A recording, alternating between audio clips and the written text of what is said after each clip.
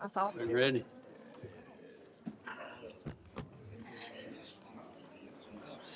Good evening. Welcome to the Marlboro County Board of Education regular scheduled meeting, November 3rd, 2025. At this time, we'll ask for Ms. Flowers, will you please give us the invocation? Yes. Let us pray. Heavenly Father, we thank you once again for this day. We thank you for all the blessings in life. We ask you just guide us and direct us as we conduct the business for the Marlboro County School District. In Christ's name we pray. Amen. Please stand for the pledge of allegiance. To the flag of the United States of America, to the republic for which it stands, one nation, under God, indivisible, with liberty and justice for all.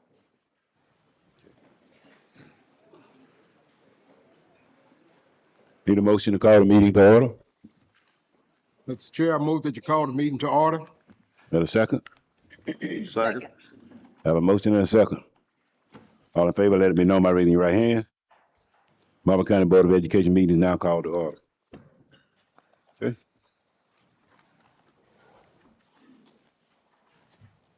We've given notification to the media. The media is here. Welcome. All media outlets, you're welcome to be here. Thank you for coming. Need a motion for approval of the agenda. Mr. Thomas, yes, sir? Yes, Mr. Chair, I would like to amend the agenda if I could. Okay. I would like to move our finance report up to after the points of celebration before we go into executive session. Okay. Want to move there? Is that the finance report that is going to be presented by Dr. Michael Thorson? Yes. Okay. Okay. Motion to move the financial report to after points of celebration. Do I have a second? A second. Okay. All in favor, let me know by raising your right hand. That report to be moved after the points of celebration. We didn't ask We do questions on that. comment, but okay. I was just Discussion. Mr. Thorson, does that suit you? Okay. All right. That was all. That was my question. I just want to make sure he was okay with it. That's right. All right. Thank you. Okay. All right. Okay, first on the agenda, we have open session. We have the district. Celebration. District character education. Yeah, character education of the student character education of the month. Sorry, I got crossed over there. Good evening, Dr. Tiller, Board Chair, Mr. Coachman, school board members, and guests. I'm proud tonight to introduce you to our Clio Cavalier, Kason Fulmore, who was selected as this month's District Character Education Student of the Month for October for the character trait Courage. Listen to what his pre-K teacher, Ms. Brittany Bridges, had to say about Kason. The student I would like to nominate for demonstrating courage in our early learning classroom is Kason Fulmore. Courage is best described as the act of facing your fears and not allowing them to stop you. Kason entered our classroom a few weeks after his classmates started at the start of the school year, and with no prior knowledge of school and structured expectations, he was very nervous. Kason is shy in nature and was very uncomfortable speaking, completing his independent assignments, of responding to questions during our whole group learning sessions. Presently, however, Kason has blossomed and his confidence in academics and within himself has grown. Kason is eager to try new things and engage in new learning experiences. He stands firmly for doing the right thing even amongst his peers who are not making the best choices. When facing a difficult task, he is vocal about his frustrations and never fails to ask for help. Kason demonstrates bravery in our classroom every day he's present. I'm so honored to be the educator to introduce Kason to learning. I am honored to have established a safe place for him to grow on his own terms. It has been inspiring to watch him overcome uncertainty and tackle his fears. I would like to invite Kason and his family to join me for this special recognition, and would you please all join me in congratulating Kason for this remarkable display of courage at this very young age.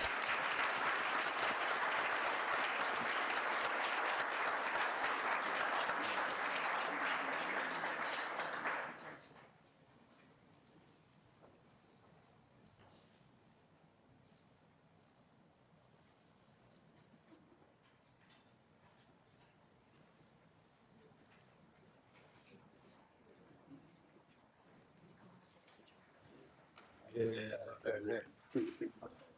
that little fella, they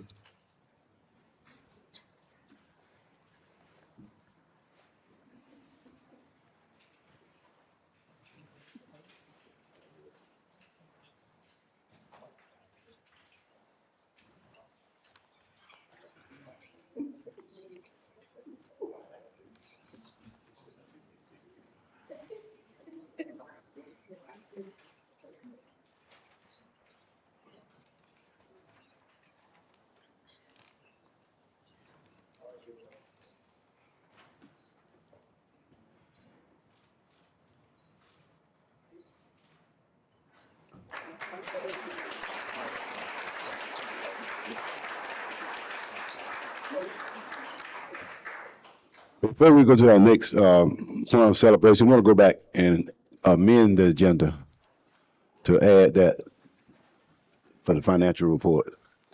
So, right there we did. huh? We have to amend it. We did. We have to approve the amendment. Okay, if we amended it, now we have to approve it. Right. Okay. Yeah.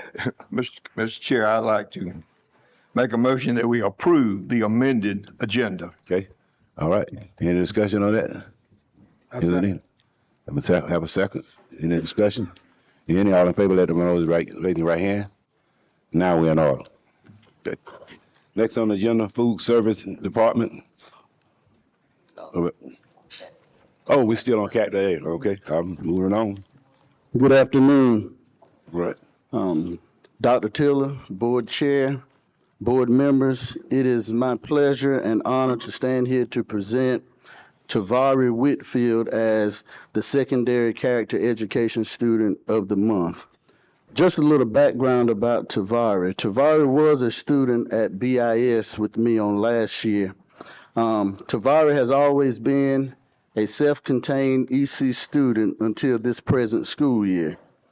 Tavari will barely talk, socialize, or speak to anyone. Last year, while in Miss Smith's class at BIS, he began to come out of his shell. At the Black History program, he recited the I Have a Dream speech from memory in front of the entire school community, district staff, and community members. Upon his annual review, his teacher, along with the IEP team, discussed moving Tavari into the regular ed classroom with resource accommodations. Tavari was very excited about this opportunity. Now in sixth grade, Tavari Whitfield has demonstrated outstanding courage since joining the Wallace School community. As a new student, Tavari faced the challenges of adjusting to a new environment, meeting new classmates, and learning new routines. He has approached each day with a positive attitude.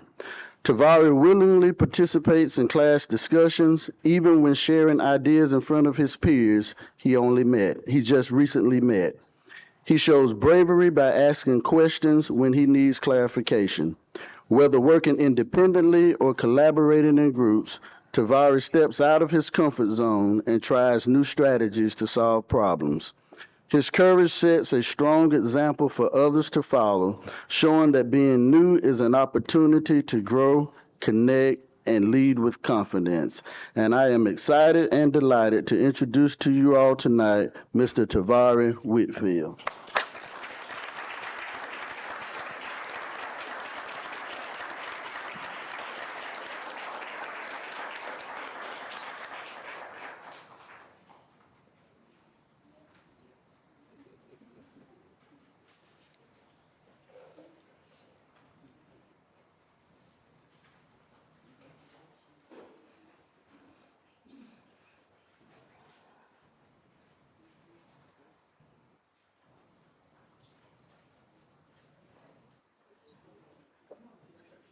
Yeah.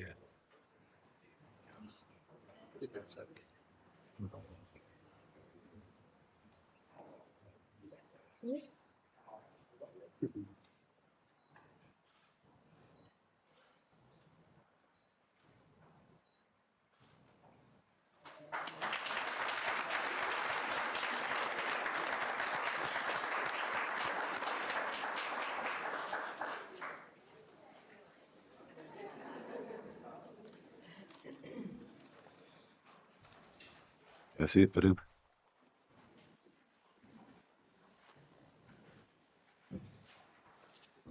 Okay, next on the agenda, Food Service Department of Agriculture inspection ratings.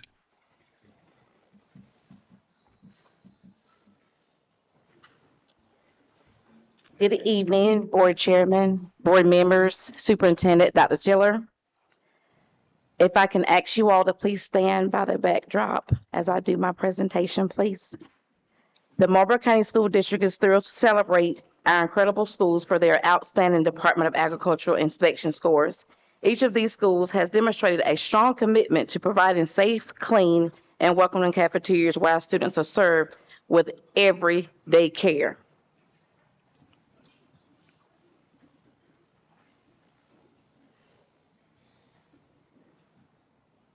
We have McCall Elementary with a 99 inspection.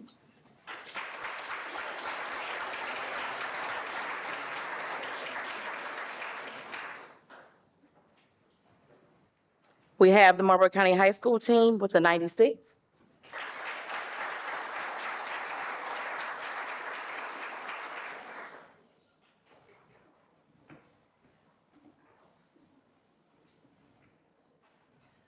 Her team is more than welcome to come up. Y'all can come with her. And you can go ahead to the backdrop so you can get a picture. We have Clio with the 99%.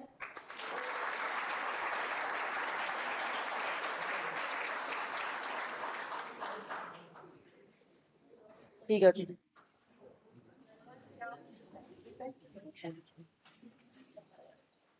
Blenheim Middle, 98.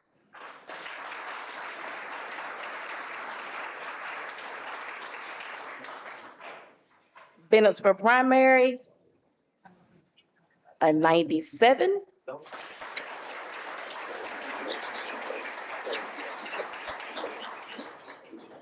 Bennett's for Intermediate, 100. And they were acknowledged that they had one of the cleanest schools in the district.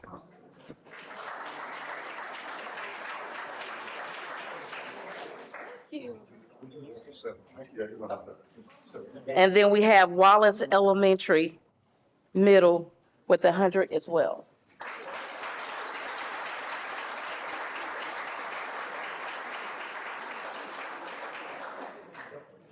A huge round of applause for our amazing cafeteria managers, staff, and administrators for their hard work and dedication to excellence. Your efforts ensure that our students enjoy nutritious meals in the safest and cleanest environments. Thank you so much for all you do. I really appreciate you all.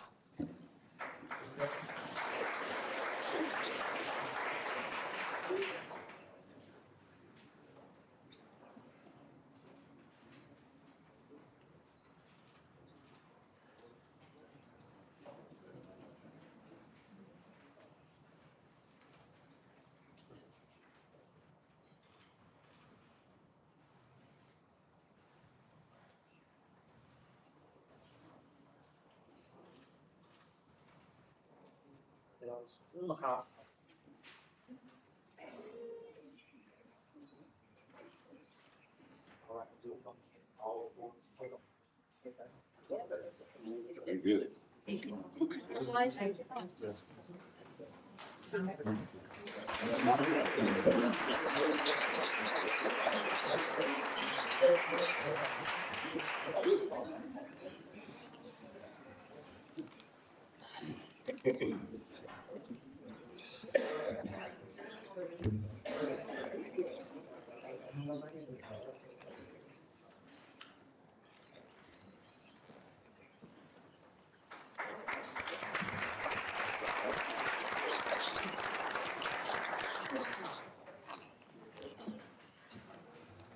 Okay, next on the agenda is Marksmanship Institute certificates.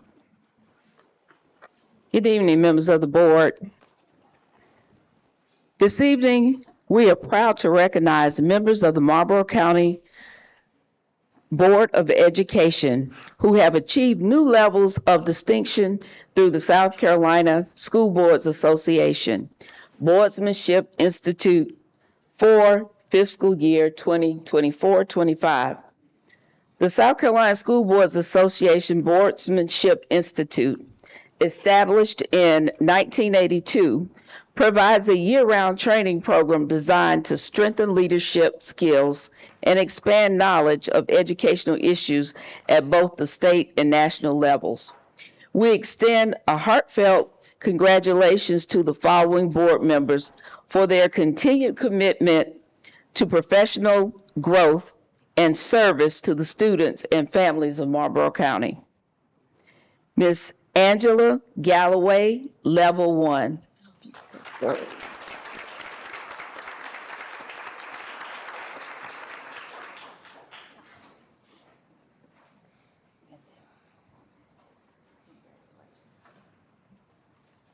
Mr. Levander McCray, Level 2.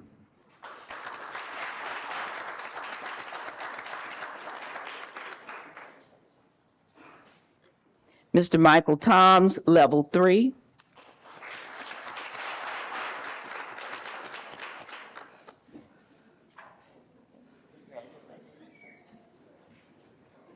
Mr. Michael Coachman, Level 5.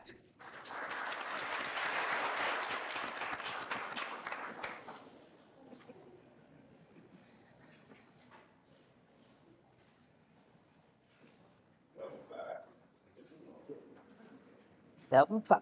There you go. Each of these members will receive a certificate and a pin in recognition of their accomplishments. We thank them for their ongoing dedication to excellence in governance and leadership within our district.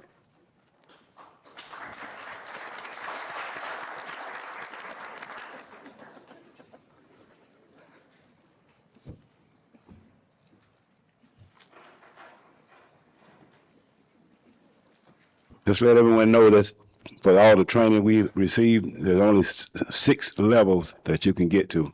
Once you get to level 6, then you can qualify if you're still on the board or even have a chance of serving on the state board, the South Carolina School Board Association. So congratulations to those for the training you received. I'll just say, like, keep pounding. So you reach the top, the more you go to your training, the more you learn, and the more you be able to serve as a board member. Thank you. Good job. Next on the agenda is the Marlboro County High School FFA team wins the first place in the region for the tractor driving competition.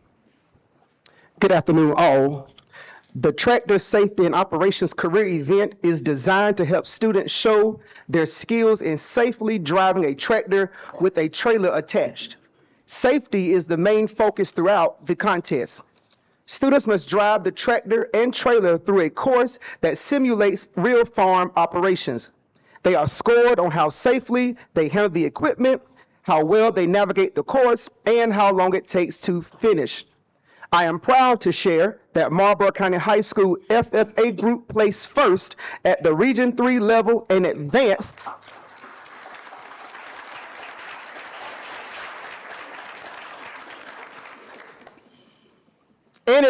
to the state competition where they finished in the top 20 in the state. As I call your name, students, please come forward. Trenton Bright, Natalie Ivy, Tyler Tolson, and Kobe Collins. And their teacher is Miss Aaliyah Luther. Now let's give them a hand.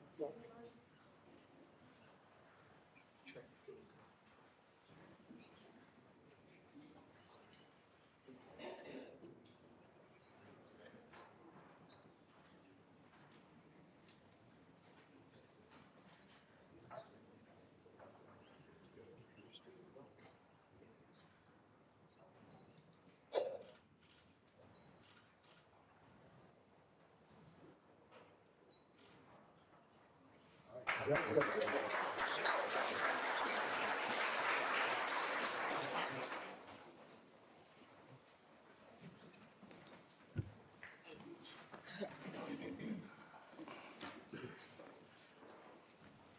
we have the Marlboro County High School Mighty Marching Bulldog Band.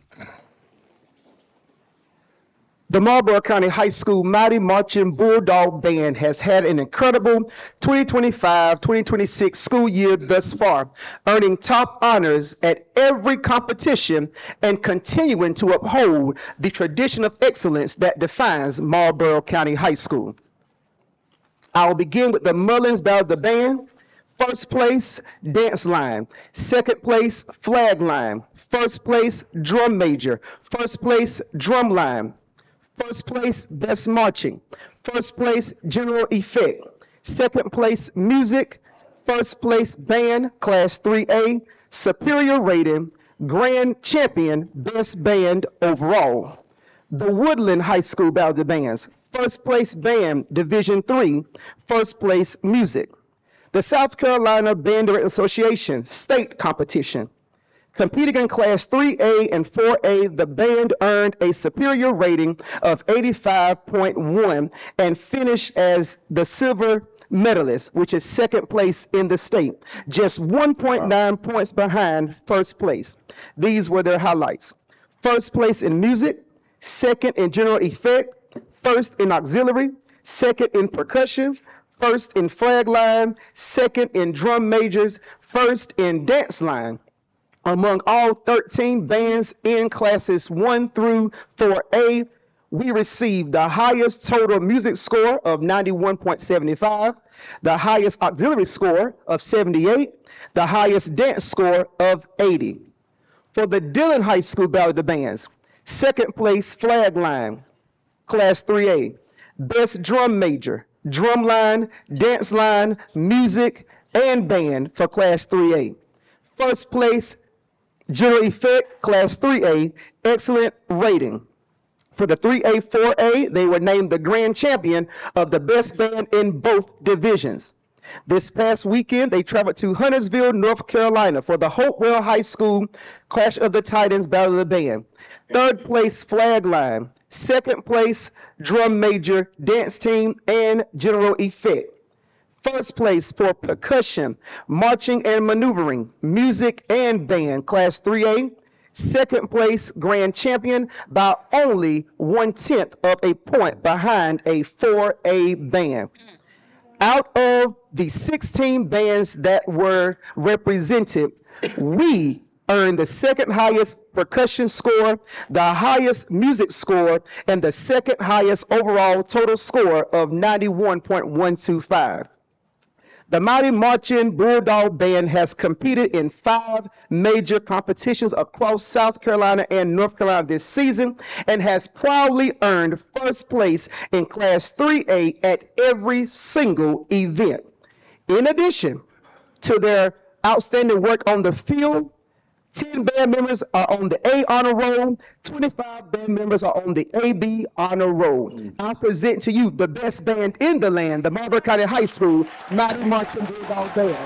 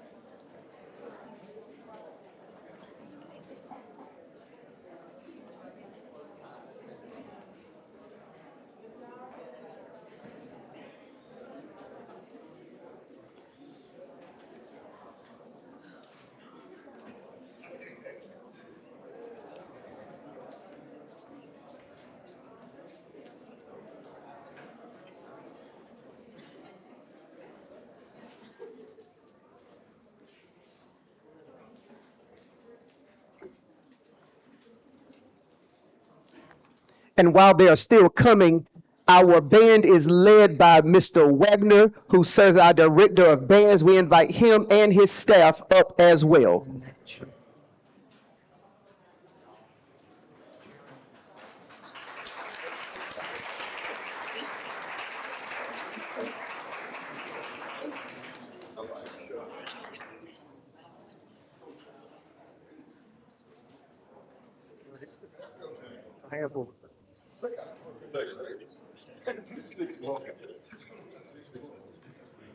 Okay, there's.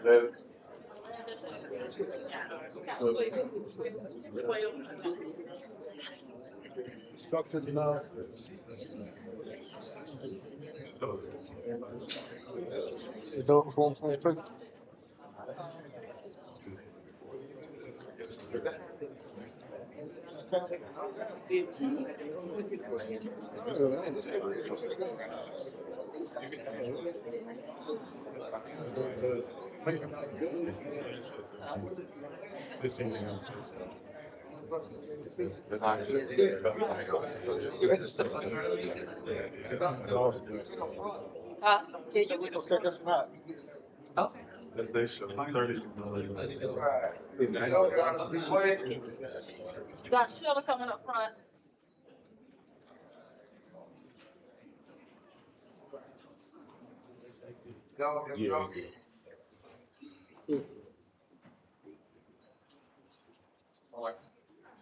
And before you move, I'd just like to say, in the past, every time you do well, I personally give you a pizza party.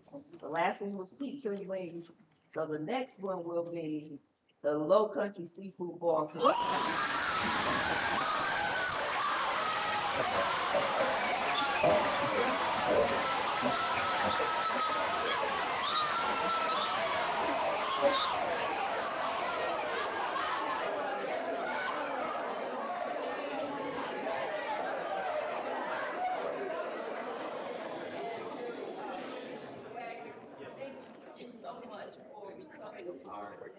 Those blue dogs. And for doing such a great job. Thank you.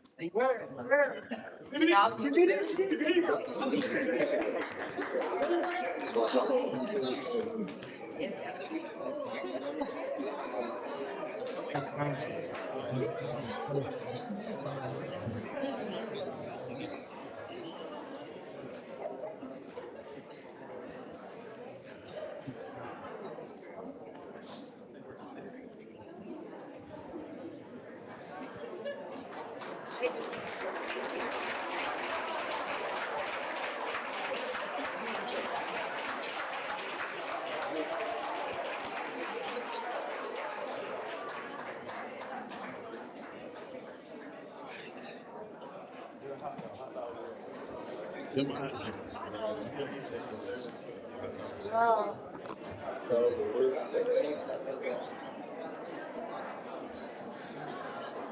could tell. Oh man, they so happy. Waiting on their crab bar and everything. Yeah, And let's see. they told me what they want, so I have to do it. I told them I would. Okay. Yeah. Usually they just say pizza and wings. So a couple of weeks ago, that's what they had was a pizza and wings. So They're live up. Might get some community support out there. Yeah. Now they call us a football town. Right now, we had a marching bulldog band town. yes, we both. One of the best in the state. Yes.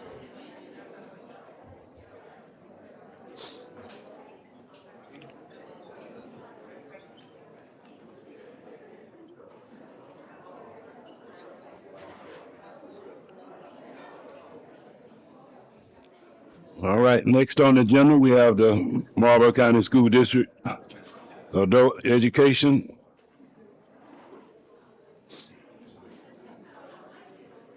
Adult Education Awards.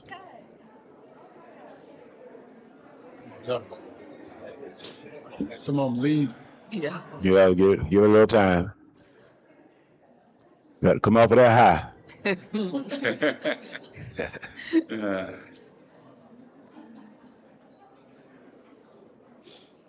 Good evening. Good evening, Mr. Jurgen. Adult education doesn't cost, it pays. Chairman Coachman, Yes, sir. members of the board, Dr. Tiller. Tonight, I stand with family. Working at Marlboro County Adult Education is not a job. It's a passion. It's a calling. To quote Hank Williams Jr., we're just carrying on a family tradition. The family atmosphere started with Miss Thomasina Walker. It continued with the late director, Ronald Hennigan, and continued with director Herbert Gould. My staff and I are proud to continue what they started. And at this time, I would like to recognize Mr. Gould. Sam. Let's give him a round of applause.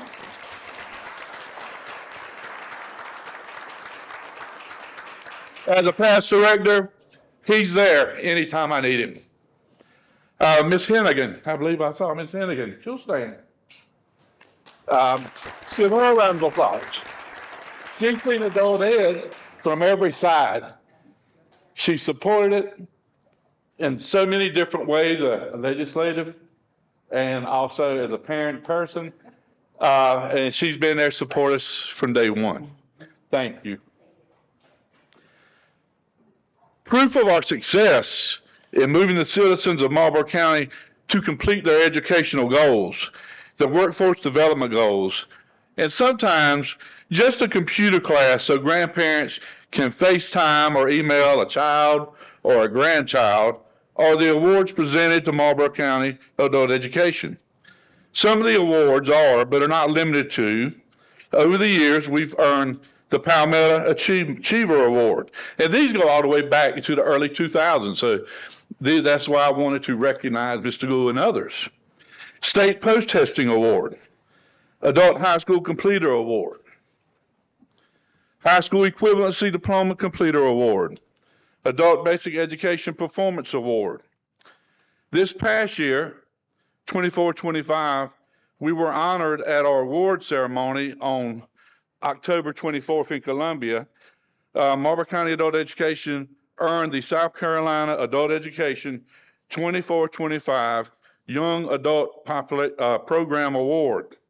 Now that award goes to those in ages 17 to 21. They have a lot going for them. They've got a long life ahead. We don't want to leave them on the streets. So we work with that group religiously to get them what they need to succeed and move forward. We also this year had 3 members. We had 5 members nominated, but we had 3 members of our adult education staff nominated and selected for the Adult Education Hall of Fame. Mr. Philip Bethea.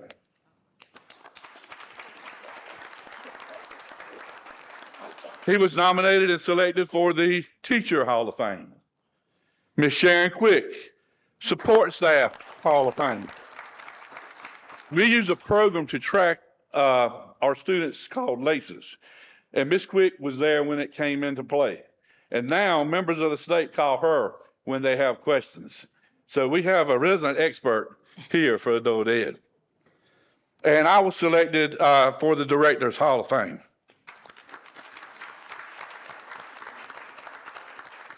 But I believe everyone standing before you should be in the Educators Hall of Fame. Because like our sisters and brothers before us, we're just carrying on the family tradition where adult education doesn't cost. It pays life forward. So please give everyone standing here a round of applause.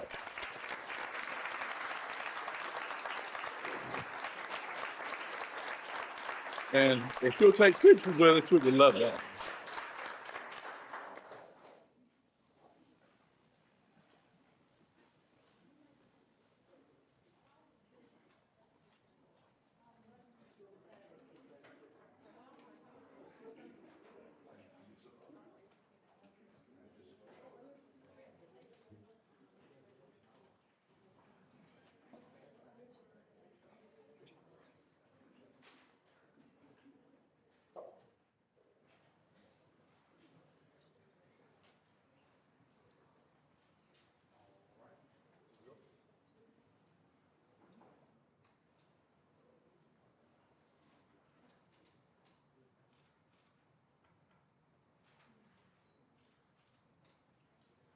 I'd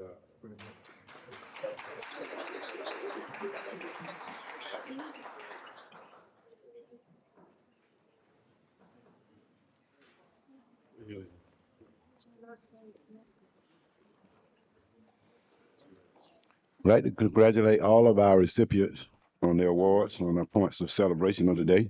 Been a good day. Now we have our financial report from Dr. Michael Thorson, South Carolina Department of Education. Thank you, Mr. Coachman, and our members of the board, Dr. Tiller. Just want to share a little bit of follow-up information from the report I gave last month. And I just kind of wanted to explain maybe a couple of terms that I use that maybe some people in the audience wouldn't be as familiar with, and just want to bring some clarity to some of the things I said, and then give just a real quick snapshot of where we are a month later from last time. So first of all, last time I talked about how typically 85 to 90% of a school district budget is salary and benefits. And I think everybody understands what salary means pretty easily. That's what an individual who works for the school district gets paid. But I want to talk a little bit about benefits and explain why benefits are so important to the cost of running a school district and why they're so important to employees. Most people know that if you want to get rich, you're probably not going to choose to work in a school district because the salaries are not really, really high. But people like to work for school districts because they have good benefits packages. And I just wanted to explain kind of what the benefits look like for school district employees and how that influences the budget for a school district. So the major benefits for South Carolina school district employees, and it is all three of these things that I'm going to mention are shared costs. So the employee pays a little bit out of his or her paycheck, but the school district pays the lion's share of these benefits. So first is a retirement. The school districts really one of the last employers where you can have a guaranteed pension when you retire. Right now, if you start working for a South Carolina school district, it's the rule of 90. So your years of service and your age have to add up to 90 before you can retire, which means a new college grad would probably have to work about 34 years to be able to have that guaranteed pension in South Carolina. It was a little more generous in previous years, but retirement is an important part of working for a school district in South Carolina. Another is health insurance. And of course, nationally, that's a hot topic right now, but health insurance is expensive and getting more expensive every year. The state offers for school district employees a very nice health insurance option, or options, I should say. And then finally, Social Security and Medicare payments, which are federal programs, but the employers do have to pay a share of those costs. So those are the three large costs to school district for employee benefits. There are others, but they're smaller. Just to kind of give you those percentages, the retirement contribution is about 25%. Health insurance, it depends on how many people are insured in the employee's family. If it's an individual, it can cost the school district about $6,000 per year for one employee. But if that employee has a family, they cover a spouse and children, then that can be up to $17,500 a year per employee. And then finally, Social Security and Medicare add an additional 7.65% for the school district to pay on behalf of its employees.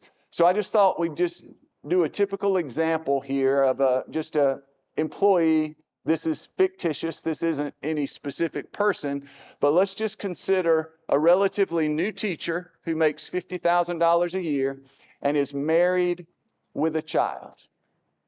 They come to work for Marlboro County School District.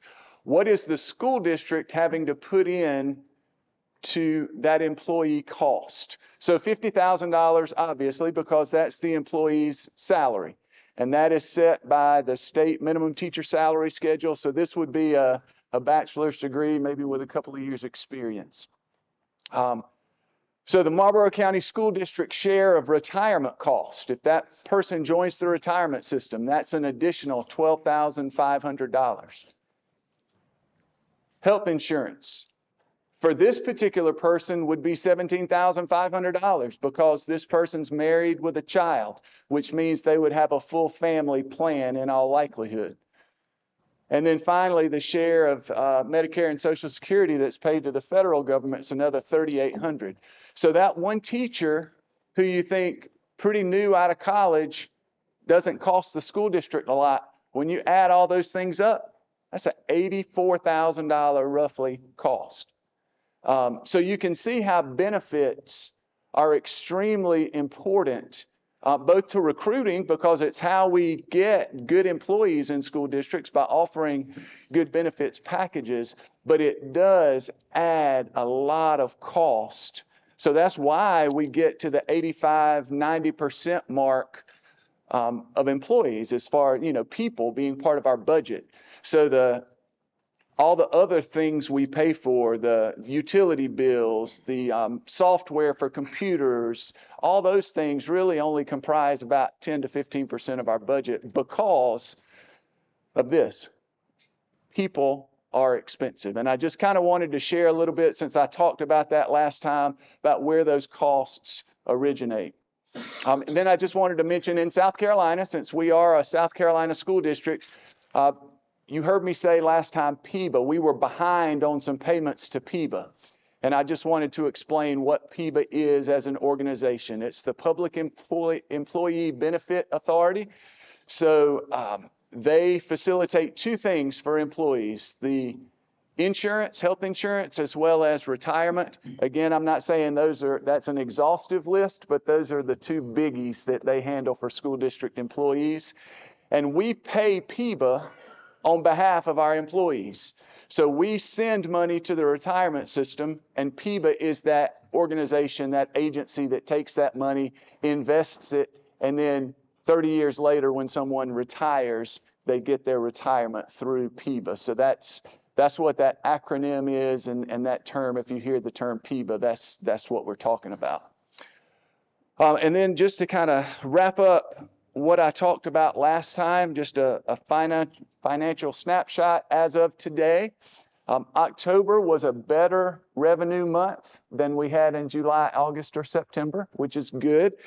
Two specific differences in October: we did start getting some tier money, which goes all the way back to Act 388 from 2007, when they took away the homeowners tax going to school districts, and they implemented a new penny sales tax. And anyway, so we get some of that money in October. That was good. But Ms. Grant also got $1.5 million in capital money released from the state in October, which was great. And while it's capital, that means it is designated, and how it has to be spent, it still significantly helps our cash flow. Yes, sir. How much did we receive from the penny sales tax? Let's see here if I have that tier money. I don't think she has it on the sheets that you have in front of you as part of your board packet, because if you notice, the closing date on those October sheets is October 29th, and I don't think she has that put in yet as revenue, so I'll have to get that number and share it with you. Okay. We do have cash on hand for the first November payroll. I think I told you last time that we were concerned about some of the payrolls coming up in the fall. So we know we have money in the bank for the first November payroll. And as we get November payments from the state, we feel like we're going to be good, for the coming payrolls. So that's good news. I mentioned that we were behind about $4 million on payments to PEBA last time.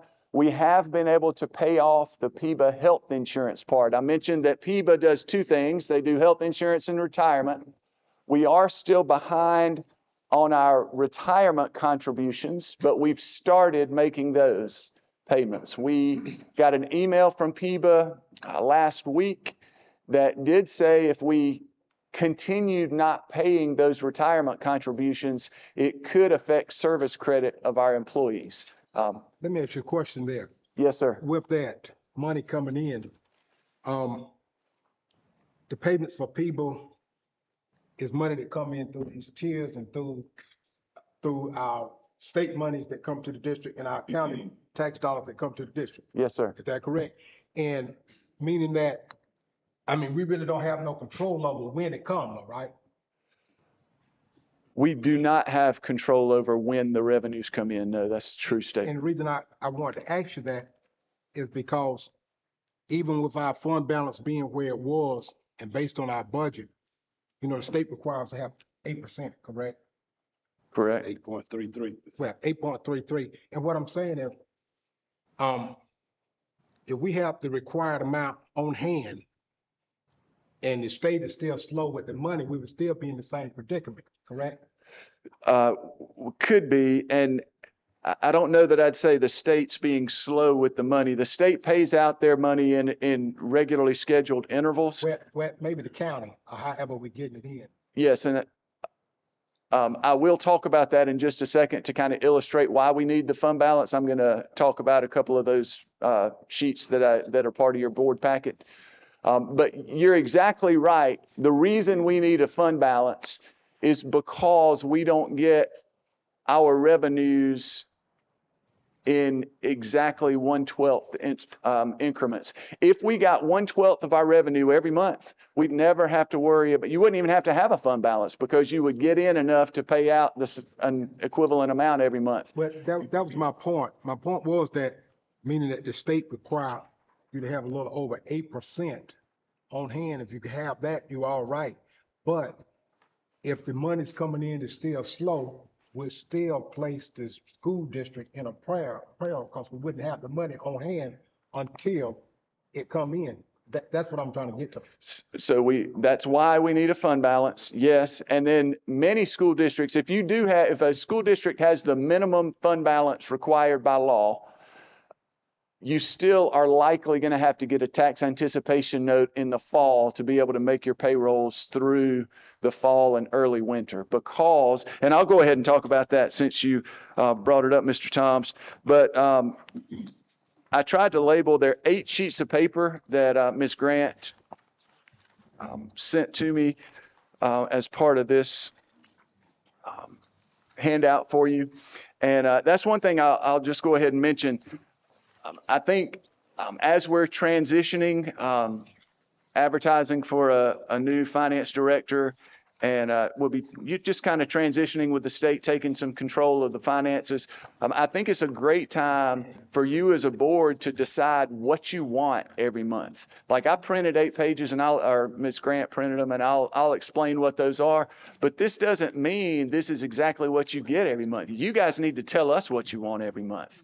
And we can print that and we can supply you with the financial information that you want. So that needs to be a dialogue and something we decide together as to what you're supplied with so that you are informed about just monthly operations of the school district, but also that will be incredibly helpful as you plan the budget, just to know more about what we have. Let me just finish Mr. Tom's thought here. So if I could get you to go to page 7, and I just hand wrote page numbers in the bottom right-hand corner of these. If you look at page 7 there, and if you look at the first line of numbers, it says ad valorem taxes. So those are taxes from the local county that they collect and give to the school district to help run the school district. Right. You see that number is over $8 million. Right. And this page 7 is after September, so that would be 3 months.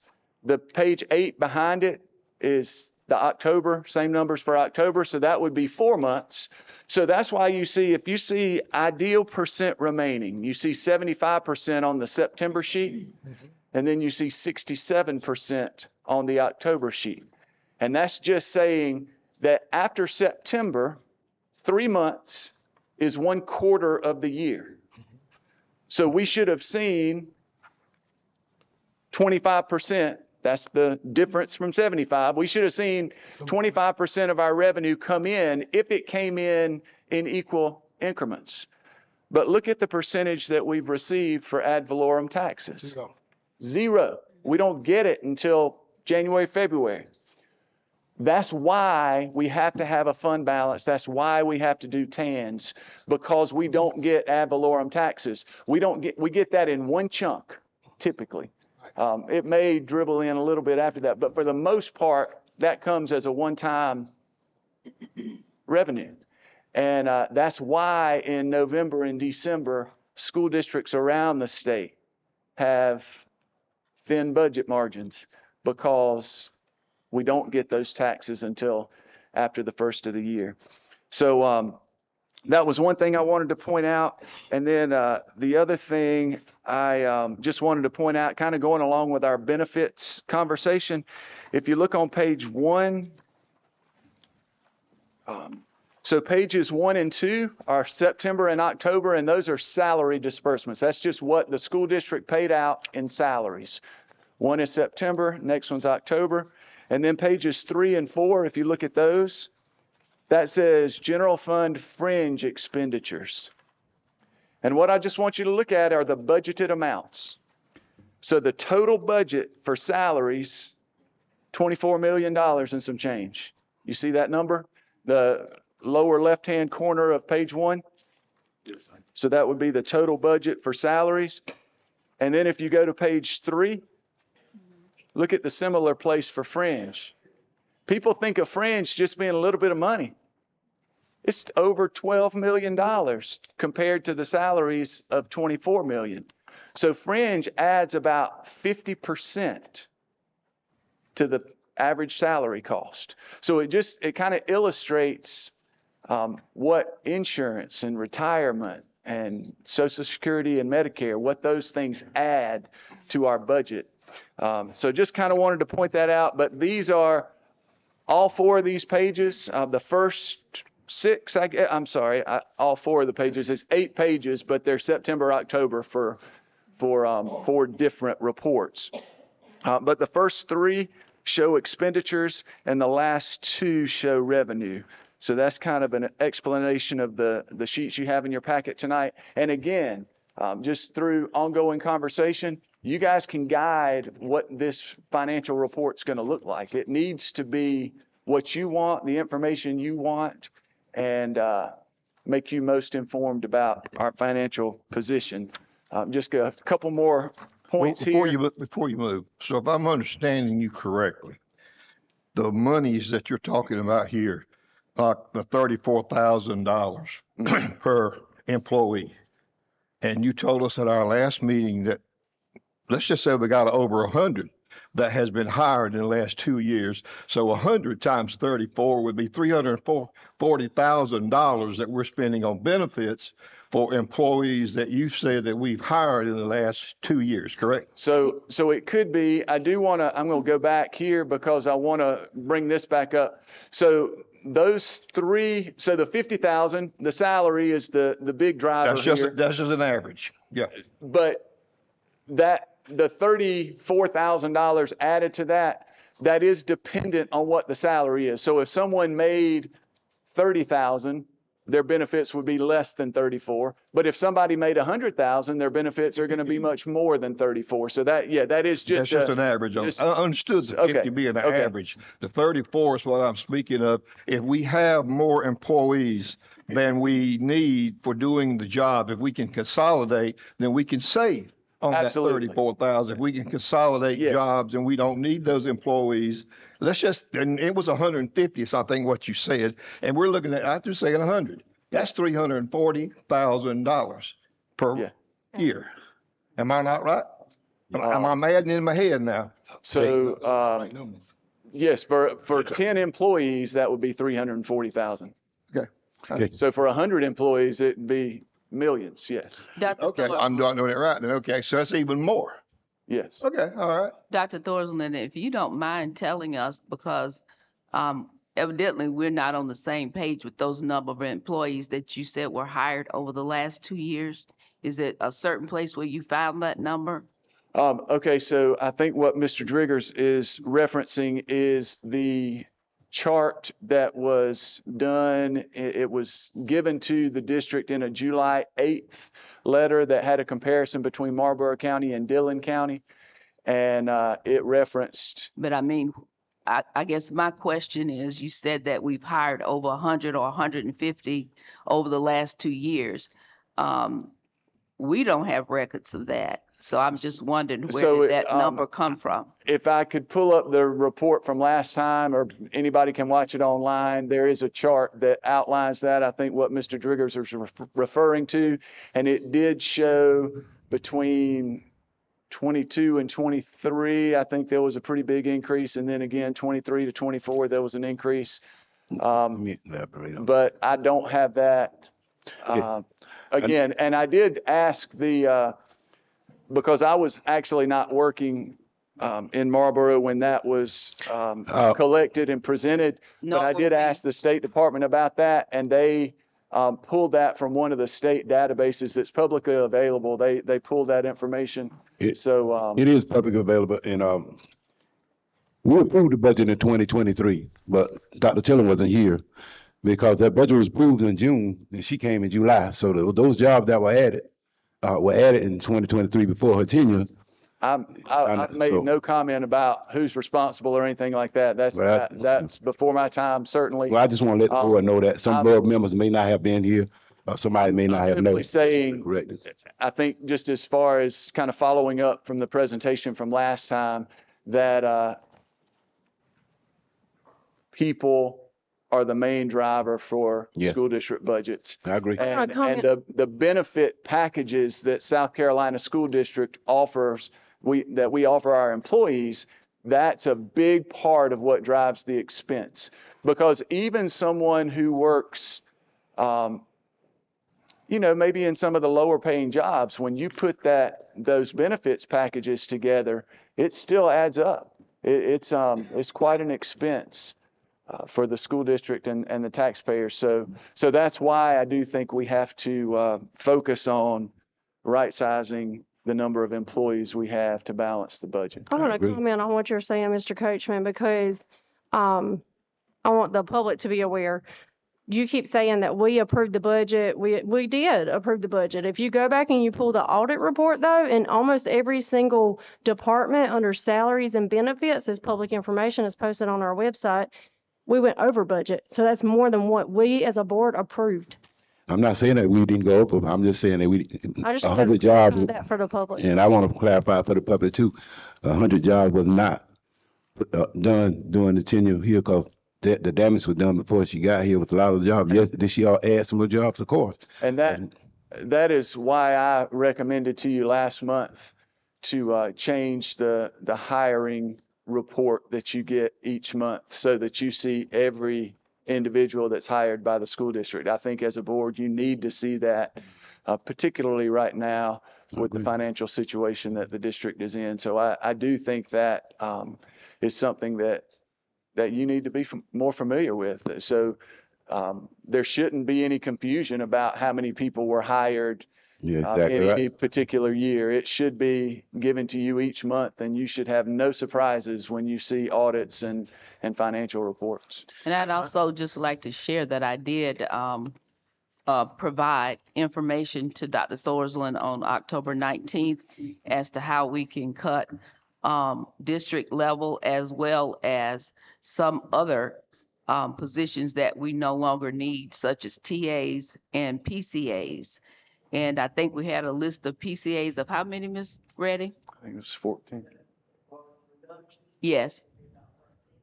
About 13. And out of the TAs, I know it was, I think, a 49 reduction, 49 of those. Yeah. So we know that those things will save us money in the budget. And 22 staff. Okay. So and again, question.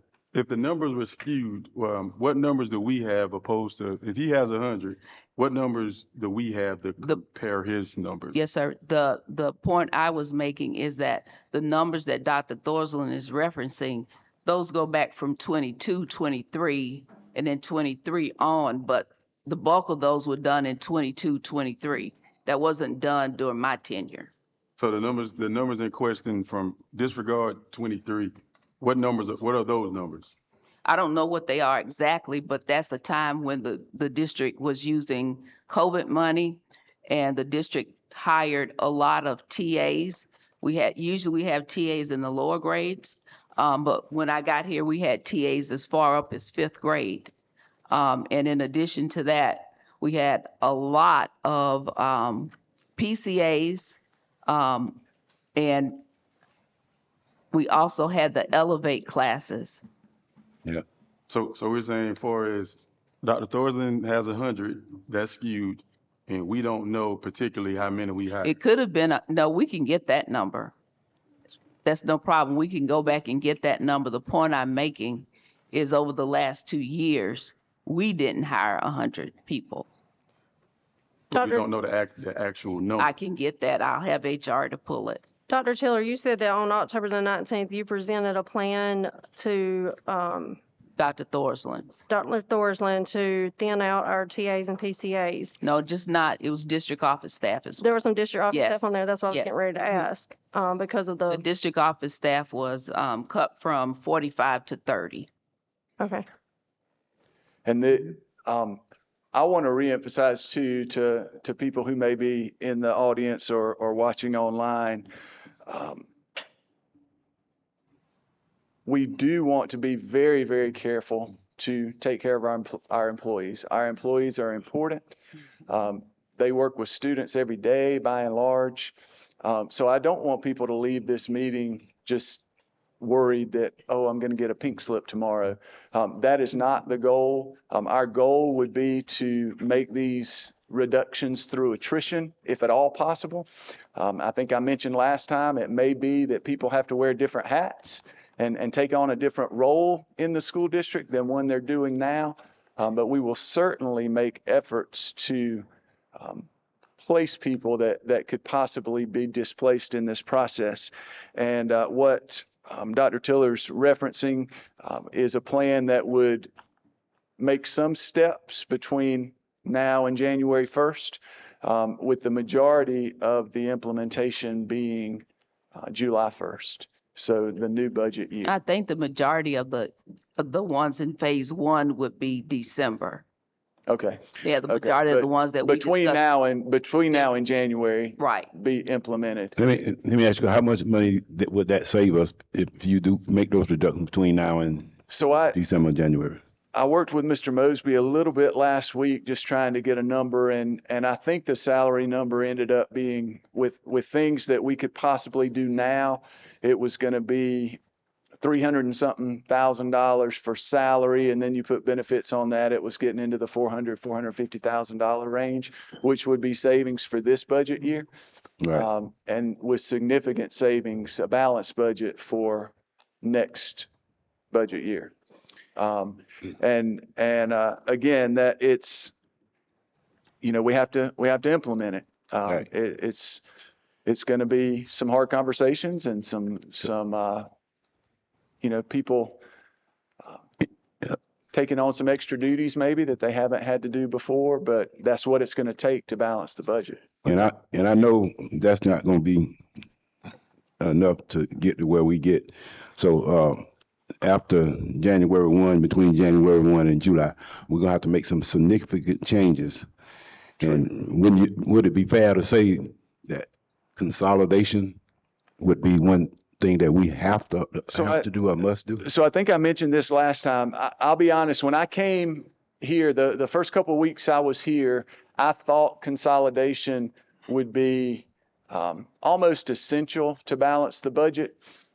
And the only thing that has caused me to second guess that, I do think it could make the school district more efficient. So I do think a reconfiguration of schools could make the school district more efficient. The reason I have some pause now is when I talk to those superintendents in the 3 comparison districts, I think the information I gave you last month about the district office employees, 24, 27, 25, and we had 45. When I looked at those 3 school districts, they all had 7 schools. So somehow they balanced their budgets with 7 schools. Well, let me ask you this. So could we balance our budget with 7 schools? I mean, I want to say yes, because 3 other school districts the same size as us did it. And the value of their meal was not, It was not significantly different than How many factories and jobs that they have in their district? well, that's what I'm saying. The value of their mills were not As well as ours. significantly different than Marlboro. So it did make me think that it might be possible to balance the budget without reconfiguration. But I do, again, I'm not going back down from the fact that I do think it could make us more efficient because, and this is not picking on CLIO or BIS, but operating schools of 200 or fewer students is inefficient. And the reason it's inefficient is every school you have, no matter the size of it, you have to have a principal, you have to have an SRO, you have to have a librarian. So you've got certain positions that you're going to have one of in every school, no matter whether the school's 900 students or greater, like the high school we're in right now, or a school of 200. So that principal costs a lot more for a school of 200 than it does a school of 900 because you're factoring that principal's cost out and that SRO's cost out over all the students. So it's anyway, the math works out to where small schools are more expensive to run. You're speaking about the value of a meal. Can you clarify and elaborate on that so the general public will understand what you mean by that? So the value of a meal, yes, it is all of the assessed value. So a meal is 1,000th. Percentage-wise, it's 1,000th of the total assessed value in a school district. So, and that is real property. So it would include houses, cars, business property. What Mr. Coachman, I think you referenced, or if it was a place that had a lot of businesses. Certain school districts are in commercial areas where there are a lot of business and industry, and those school districts benefit from that because they have high assessed values. So when you assess one mill, you get a lot of revenue for that. That's true. I think I remember the value of a mill here. Was it 53,000 or 53,000 somewhere along that? Somewhere around that. I'll just give you an example. Where I used to work, there's a nuclear power plant. So the value of a mill was 600,000. Big difference. 600. Because there was a nuclear power plant there. So you don't have to assess as many mills to get more revenue. Now, there were a lot more students, and that kind of balances out to some degree. But the three comparison districts that I used, Anderson 2, Union, and Lex 4, the value of a mill was not substantially different than the value of a meal here. So it did give me a thought that maybe the budget could be balanced here without a reconfiguration of schools. I do think it still needs to be considered because I do think it could make us more efficient. But I would not go so far as to say if we don't reconfigure, we can't balance the budget. On last month, we did make a resolution in agreements with the State Department in coming up with a plan in 60 days or so. But it's just like in, I guess, any major corporation, when they're losing money, so to speak, they lay off employees and close facilities, or they do something similar. True statement. Because yes. We all realize that irregardless of who's here, irregardless, we are still in the same boat, right? Because it's 85% of the budget is going to be salary. Even when we reduce, you still will be in that same boat pretty much. 85% of your budget Still be salaries. will still be salaries. So I want to make sure everybody is clear that not because we got 100 or 200,000 employees that would make it drop down. If we only had 200 employees, our budget would drop. But it's percentage-wise, the employees and benefits will still take up about 85% of the budget, irregardless of your number. So the bottom line would be different. Well, bottom line would be different. bottom We wouldn't line have would a be $42 different now. million budget. We might have a $35 million budget, but still 85% of it will still be salaries. And would drop a 35 little million was bit. more accessible. It might go from, and I don't know the numbers off the top of my head, so I can't give you exact numbers, but if there was a reduction of 50 employees across the district, it would probably take the employee and fringe cost from, say, 87 to 85 or something similar. Right. Still going to be ballpark, Right. but it would go down a little bit. Okay. But then you would have the same revenue, so therefore you'd have more money in your general fund. True. Dr. Thorpe, Which entails is just balancing it. when you all came, can you just kind of walk us through like the day-to-day, kind of when you all first started? What are you looking at? What are some things that you all were looking at cutting, as far as pay scales, and then employees with experiences as well as credentials? Sure. Can you kind of walk us through that? And do you have any statistics related to if there are any imbalances? So I'll try to answer your question, and feel free to interrupt if I'm going down a rabbit trail that's not what you are asking. And I will also say that I've been here about 2 months, a little more than 2 months now. So I wasn't here when some of the initial work was done by the State Department in July and early August. But I would say to you, as I've looked at your salary schedules, I don't think Marlboro County is on its salary scales paying employees too much. Okay. I think your salaries, we pay teachers at the state minimum salary scale. And when I look at administrator pay and just the different salary schedules that we have here in the county, I don't think we're overpaying employees. There is a part of recruiting people is you've got to be competitive. So if you pay bus drivers $2 an hour less than Chesterfield or Dillon, guess where people are going to go drive buses? They're not going to come here. They're going to go to Chesterfield or Dillon because they're getting paid more. So there is you have to be competitive. So I don't think we're overpaying people based on our salary schedules. Now, I have been told that there are some people in the district who are maybe not on a scale. So a position that you would expect to say, okay, this is on scale A with 10 years experience, so here's what they should get paid, and that they're getting paid a lot more than that. I haven't done a detailed study of that, but I am aware that I think some of that exists, just making sure that people are on the correct scale, correct years experience and that kind of thing. So there could be some work to do there. But I don't think we're overpaying our employees. Does that? And just as far as timeline, I think the State Department started taking an active role in July, and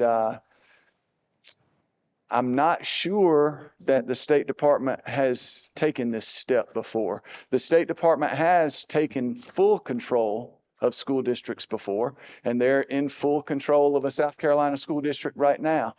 And Superintendent Weaver did not want to do that here. So she took kind of an intermediate step of taking financial control where the State Department has approval rights to budgetary concerns. But you as a school board and Dr. Tiller as superintendent still operate the district.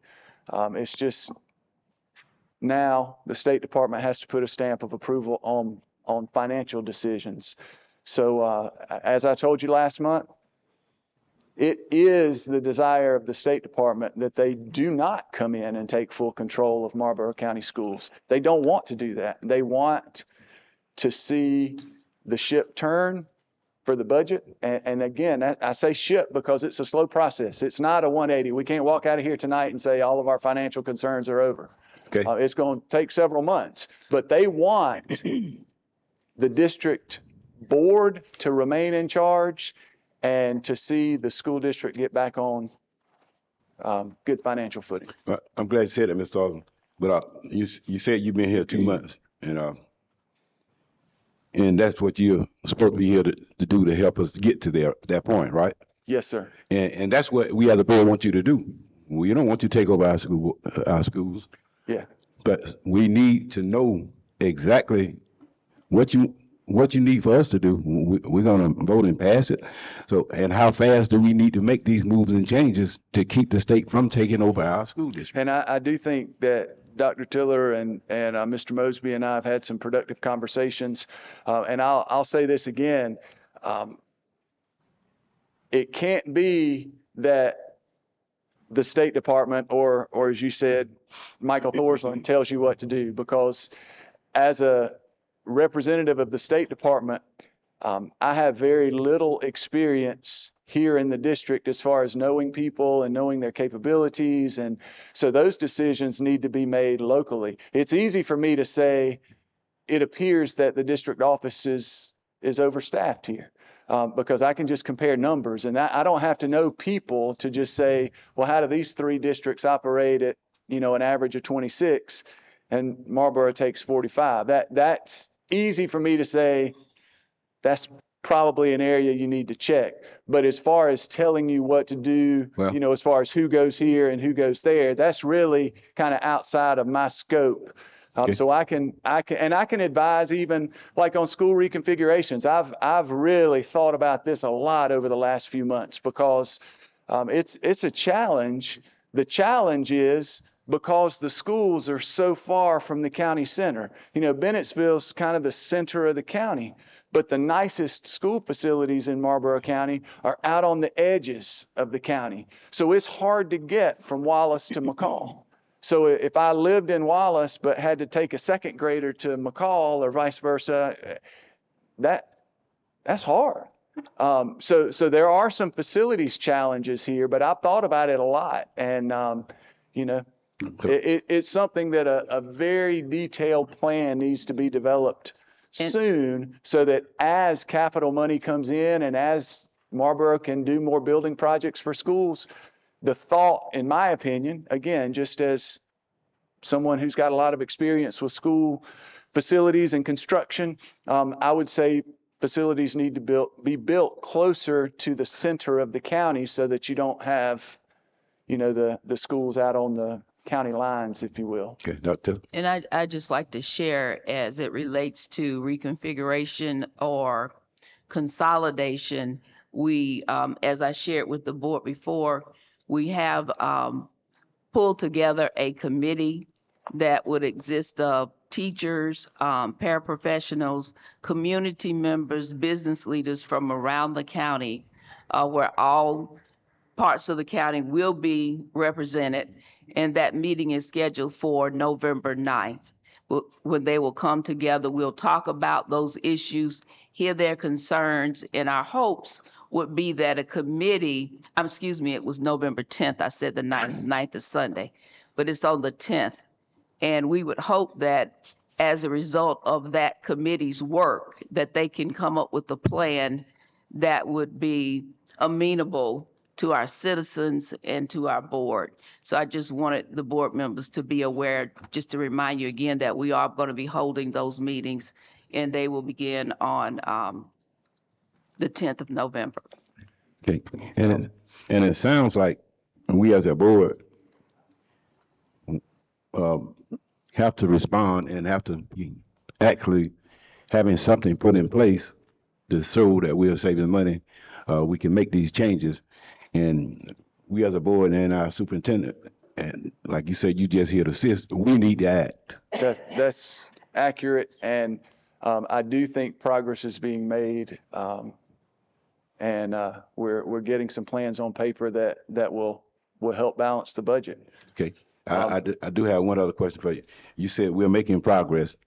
Is the progress good enough so that the state did not take over this board while we're working on this process? That's my only concern. That's a question that it's too premature to answer. Okay. I don't think the state wants. I don't think I know they don't want to take over the board. I don't think there's any chance of them backing away until we're like approved budget and it's balanced and adding money back to the fund balance. So, I mean, I think the soonest the state would even consider backing off out of their role right now would be July 1, after a new budget's passed and it's on paper that it's going to add money back to the fund balance and that kind of thing. So, so I don't think there should be any expectation of the State Department relinquishing financial control in December. Yeah, that's not what I'm asking, you know. Yeah.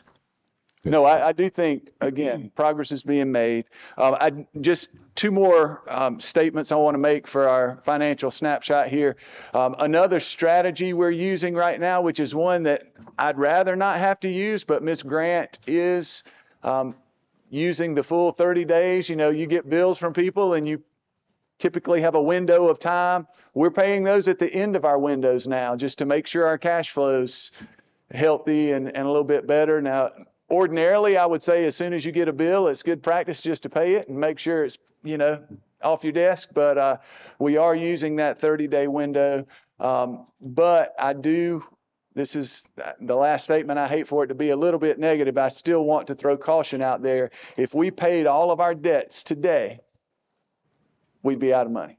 So the amount of money that we still owe PBA is large enough to where we would be in the negatives if we paid all of our bills today. So we're not out of the woods completely with this financial situation. Now, Mr. Thorsland, I think, Dr. Thorsland, one thing that I think would be beneficial for our citizens and the board to know is in Anderson 2 and the other districts that you referenced, how long or how many times have they had a tax increase, a millage increase? I did look at that, and I'm going to refrain from trying to remember because I know I'll say it wrong. I do think Lexington's millage levy was quite a bit higher than the millage levy here, but I don't think the other two were drastically different. But I will get that information. I have it written down in the office space I've got, and I will make sure and email that to you. Because what I'm asking is just how often have they raised their millage? Let's say over the last 5 or 10 years. Yeah, that's a good question. I don't know the answer to that because that's not. Well, I guess I could collect that. I could go look at. There's something on the South Carolina Association of Counties website where I could probably find that information. Maybe do a 5-year history of millage increases in those places. One last thing. So where our finances stand now, and you say we're waiting to 30 days to make sure we have enough cash flow. So what you're saying is we don't have any extra money laying around. We do not have extra. Well, no. The reason we have money in the bank right now to do the payrolls this month and so on is because we're not paying some of our bills in a timely way. We still owe PBA $2.2 million, somewhere in that ballpark. So we still have quite a bit of debt.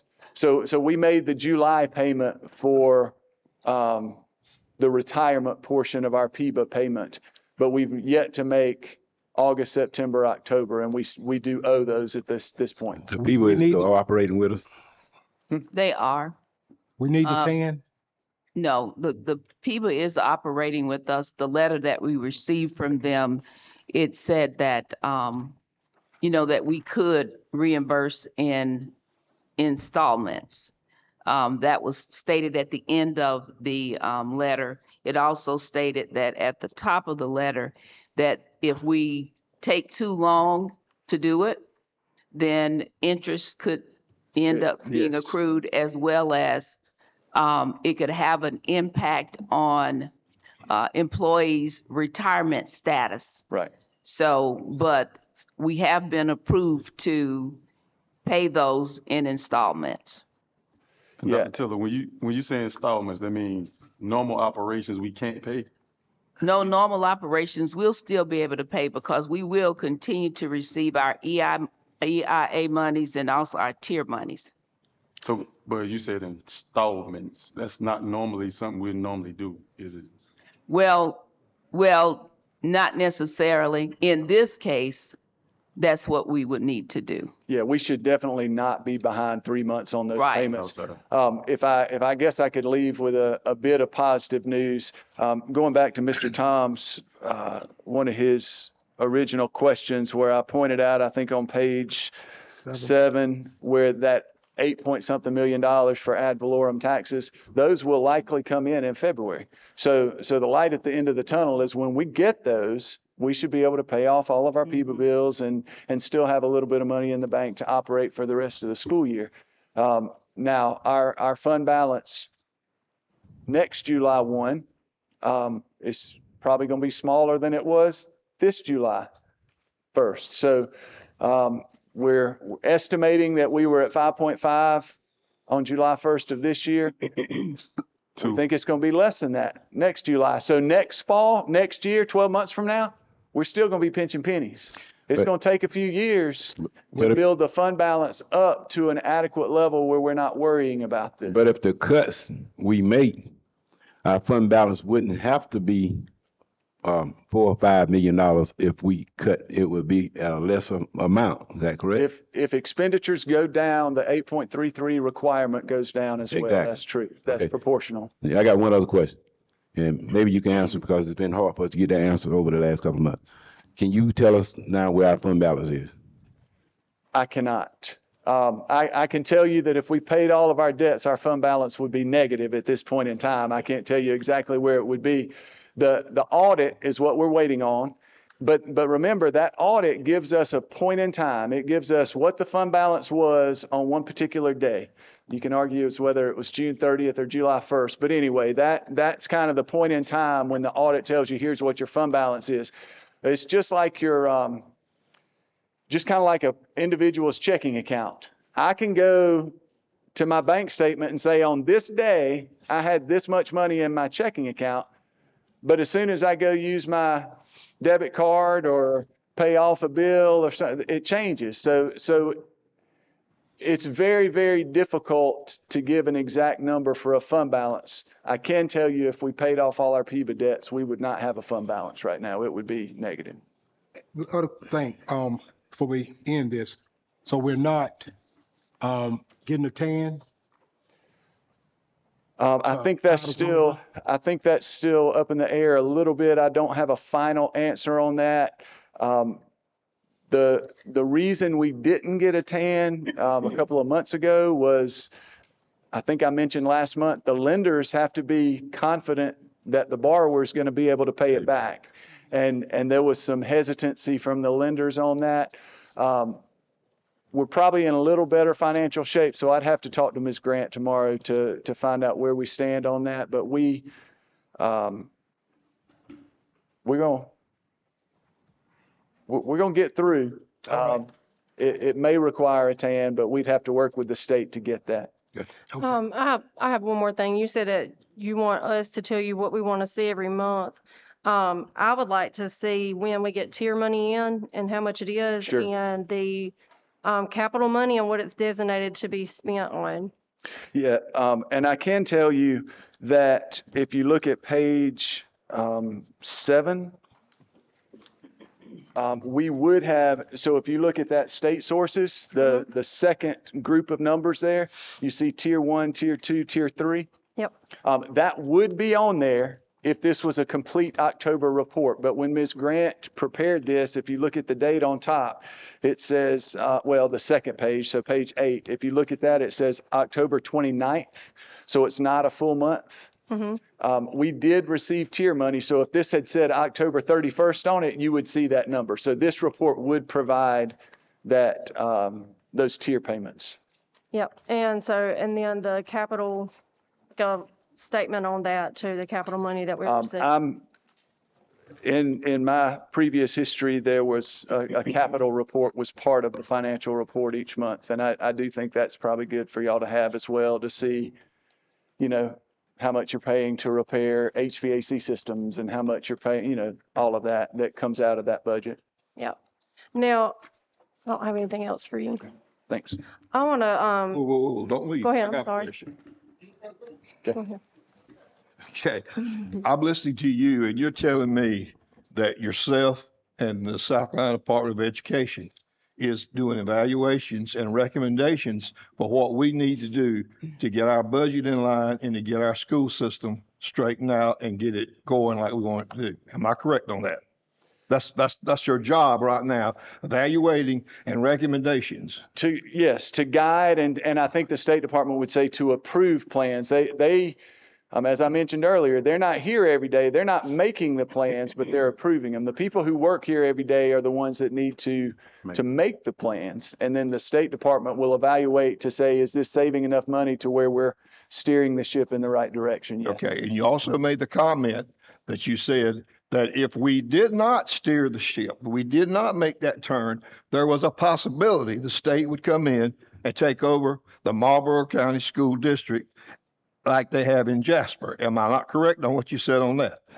Definitely. Okay. So your recommendations that we're getting from the State Department of Education, we need to listen very closely and work with those folks and do the things they're recommending to make sure that we don't end up doing that, what you just said, having them come in and take over our school system. Am I correct on that? Yes. And I guess the last, to kind of follow up on that a little bit, okay. There are a lot of ways to balance a budget. Okay. So there may be ideas in this room that I haven't come up with, or Ms. Grant hasn't come up with, or the State Department officials haven't come up with, and y'all may say, hey, we can do this to help save some money. Mm-hmm. Great.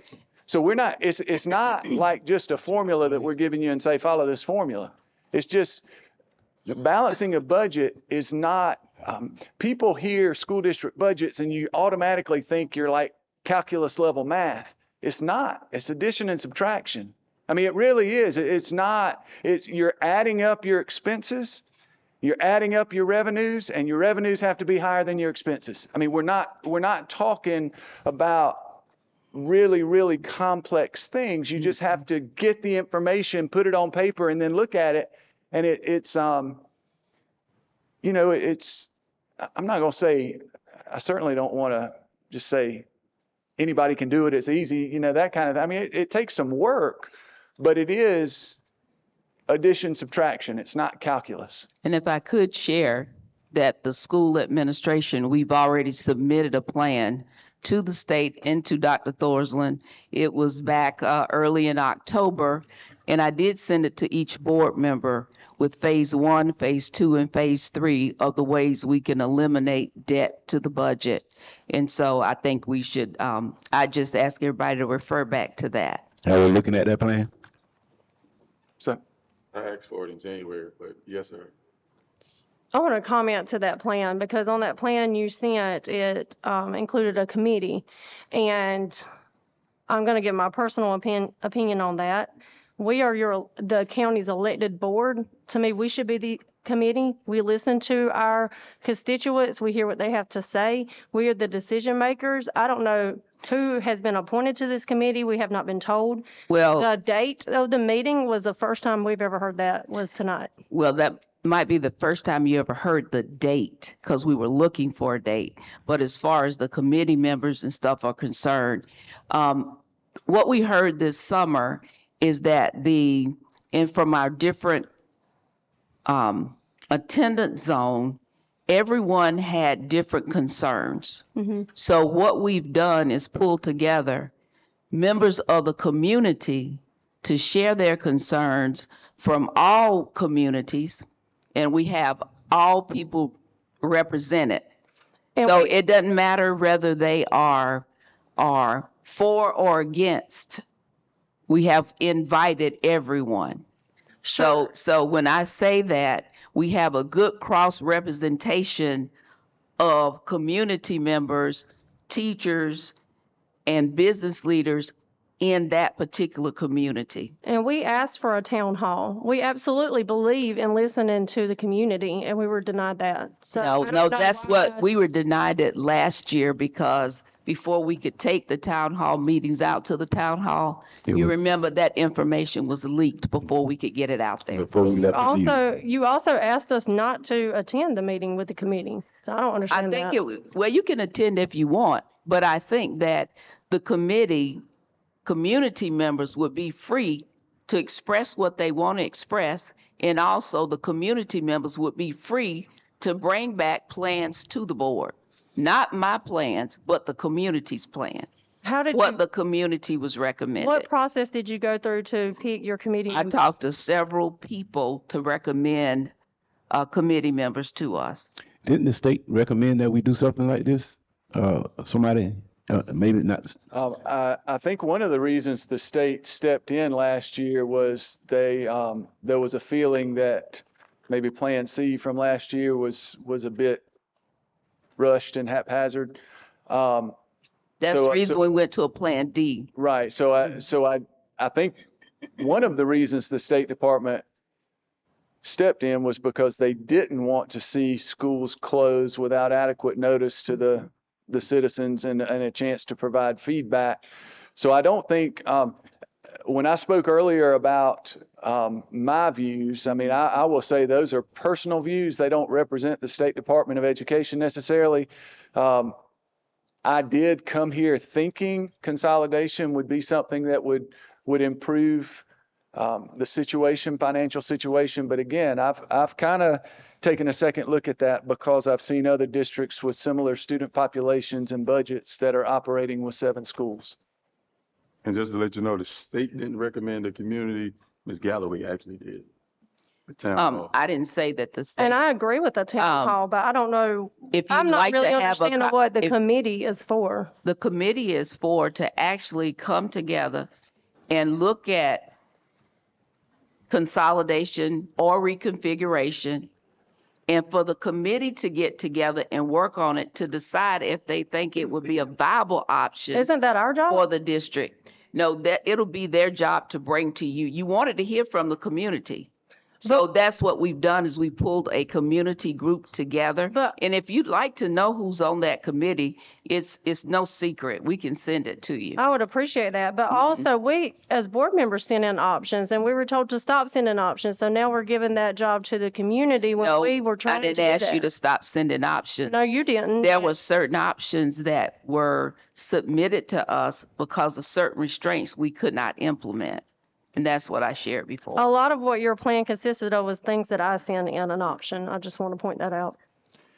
Well, I just like you to know that the reason we have a committee to come together is so the citizens of Marlboro County can speak and the citizens can recommend to the board what they'd like to see. And I would love a town hall. That would be great. A town hall. Well, it's not a town hall. No. That's a committee. The committee will work, and Mr. Dr. Thorsdale and I, we've discussed this. The committee will come first, and then after that, we will have town hall meetings where the committee will present. And the ultimate decision is for the board to do. It is. But we just want to hear and allow the citizens a chance and opportunity to come in. And, you know, that being said, we got to do what we got to do to move forward. We the board, we make decisions. We had a chance to do this early before we had option C on the table that we voted down with a balanced budget. We shot ourselves in the foot. Then we running late to the budget. We asked superintendent to come up with these options. So now we're at this point where we're at now. So we got to fix it, get it right. I'd just like to comment.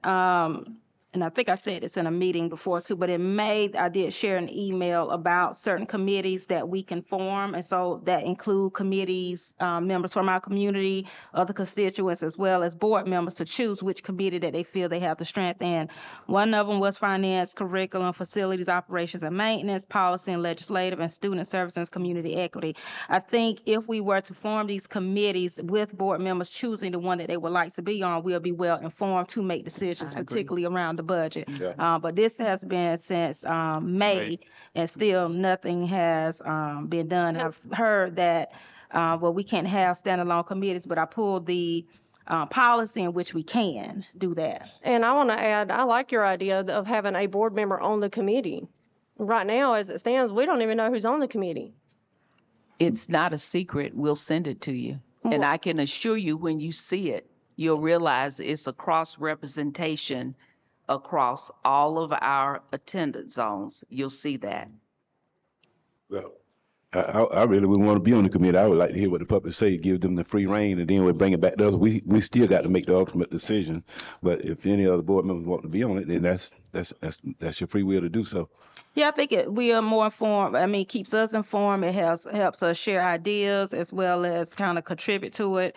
and we're not behind closed doors, and then we're getting it Yeah, it'll be the open. day of the meeting. We need to be involved with it because I also think that builds relationships as well. Yep. I agree. So, Mr. If I could just ask Mr. Mosby, do you have that list with you? Is it on your computer? Oh, did you give me that? Thank you. Dr. Thorson, I have one more quick question for you, if I could. Yes, sir. We've heard a lot of problem here. Solution is kind of evading us a little bit. But my question to you is, where we're standing at right now, the last meeting we had, you said we might not meet November payroll. So where are we at now as far as, in your mind, are we going to meet payroll to January, or are we going to meet payroll to February, or? We will. Yeah, I think what I'd say right now is we're confident that that won't be a problem in November. And if state aid payments continue coming the way we anticipate them to, and if we're able to navigate paying PIBA back, then I don't anticipate missed paychecks. I mean, that would be catastrophic. I mean, that's bankruptcy essentially if we don't have that. So I don't think we're going to be there. I think we're going to be able to navigate this and keep the paychecks coming. I hear a lot of ifs though. If we're able to pay this person, if we're able to PIBA, I mean, yeah, there's a lot of ifs. If PIBA sent a letter tomorrow, which I don't anticipate, but if they sent a letter tomorrow that said, you have 10 days to pay us in full, or all of your employees are going to lose service credit with the state retirement system. We couldn't do it. Well, we couldn't do it. So, I mean, I can't say because we're still in the red, that last bullet, I can't promise, but I do think because the State Department is helping us navigate this, we've been up front, we've communicated with people to say, here's the situation we're in, we're going to pay you back. So I think we're going to be okay, but because our debts are greater than our revenues right now, our bank account, I can't say with a surety, but I feel like it's going to be fine. Yes. I think the majority of Marlboro County do not like surprises. So, I mean, that's the only thing I'm not hounding you. I'm not bothering you. I'm not harassing you. I just don't think we need any more surprises throwing us out there. And all of a sudden, March, we're broke. We can't pay you. I just don't, I don't want that to happen. 100% agree. But Mr. Drew, and this definite after the audit. What's that? You said it's kind of definite once the audit is presented. Your numbers are kind of definite, December or somewhere in there? Once we finish the audit, you say it's kind of definite. He's literally going to say if and pretty much the time. Well, the audit's going to tell us what the fund balance was in July. Yes, but again, that is different than the actual amount of money in your bank account because that changes daily. I guess what I'd say is I feel like we're going to make payroll until we get our ad valorem taxes in January, February. And I think we're going to be okay. But I can't guarantee that like I'd like to be able to. I'd love to say we've got $4 million in the bank after we paid all our debts and there's no question. But I can't be that. Please keep us informed. Yes, sir. And I do think, yes, this should be a conversation every month until we're through this. Appreciate it, Dr. Absolutely. Thorson. Thank you, sir. Okay. Need a motion to go into executive session, discuss personnel matter, resignations, receive legal advice regarding superintendent's contract. Mr. Chair, I move we go into executive session.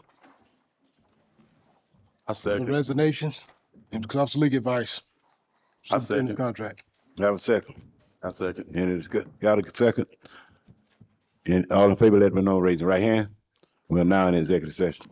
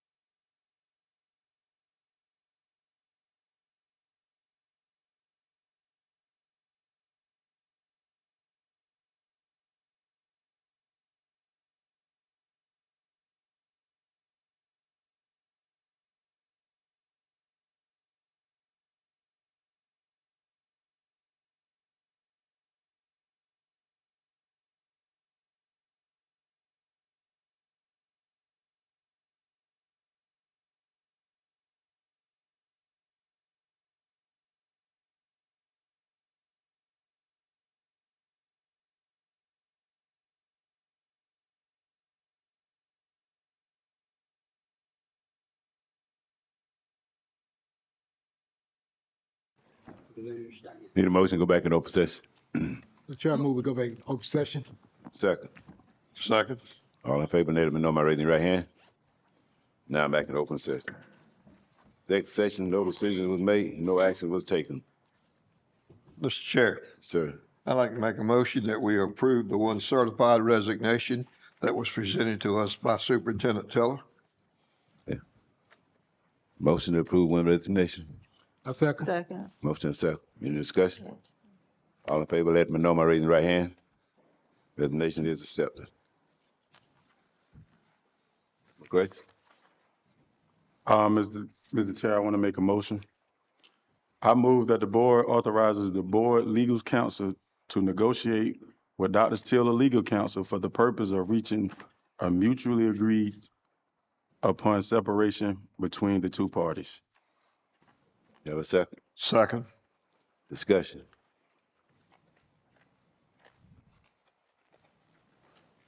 Any discussion? Is there any? All in favor, let me know by raising your right hand.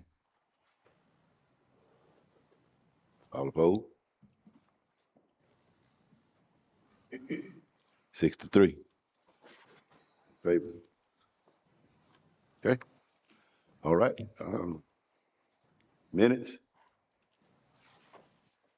With approval of our minutes of our previous meeting, October 13th, 2025, regular scheduled meeting, and October 20th, special call meeting. Mr. Chair, I move that I move first that we amend the minutes October the 13th. We just got one typo in there. If Mr. Dricker's name there got an S on it there. Miss Drickers. Just a typo. Okay, gotcha. Second.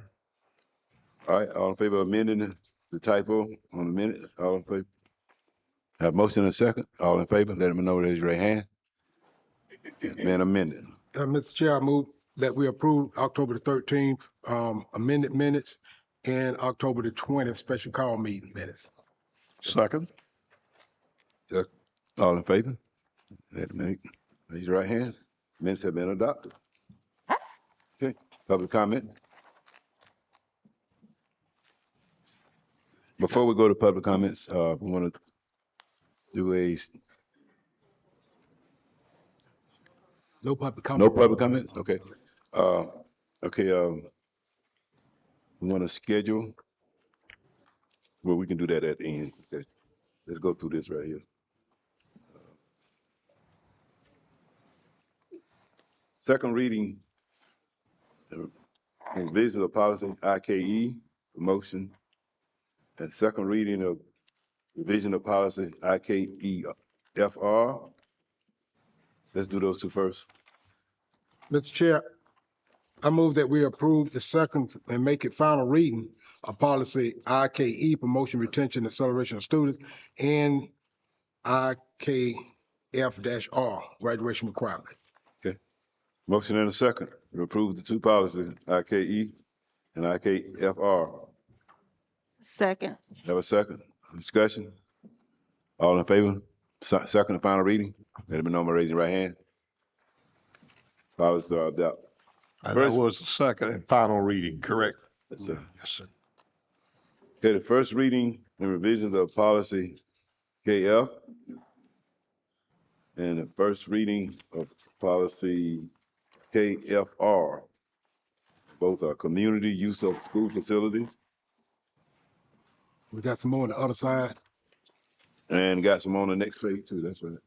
And the first reading of KF, KEF, KFE. Mm-hmm. and KFE two.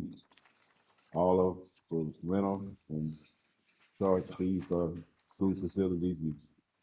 Mr. Chair, I move that we approve the first reading of policy KF, community use of school facilities, policy KFR, community use of school facilities, policy KF-E, schedule of charge for use of school facilities, and policy KF-E, request for use of school facilities. Okay, you heard the policies. Right. You have a second? Second. Any discussion? Yes, I'd like to amend policies KF and KF-R by adding publicity and promotion to read individuals or organizations requesting use of school facilities must submit copies of all promotional materials, including flyers, posters, social media posts, and digital advertisements to the district for review and approval prior to public distribution. Promotional content must accurately represent the event and reflect the values and standards of the district. The district reserves the right to deny or revoke facility use if publicity materials are found to be inappropriate, misleading, or in violation of district policy. I agree. I think the motion needs to be amended to add that. Okay. Motion to add everything Mr. Galloway just read. Okay, Ms. Galloway, did you turn that in to anyone so that? I shared it with you all a copy.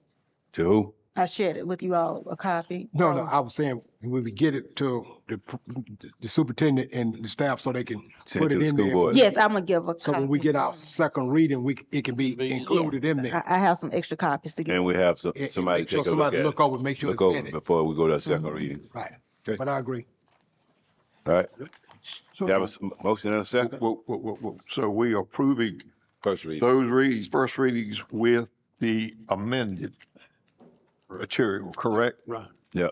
The amended first readings. Yep. Okay, all right. I'm fine with that. Okay. All in favor of approving the amendment? First reading of the policies? The amendment? I'm in favor. All in favor? All right. Okay. That on the policy. And Ms. Galloway, Yes, sir.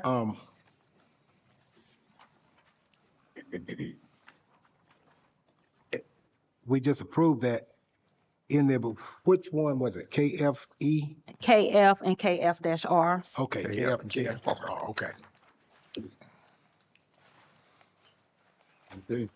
So now we need to approve, The other two. the other two. Yep. Have a motion.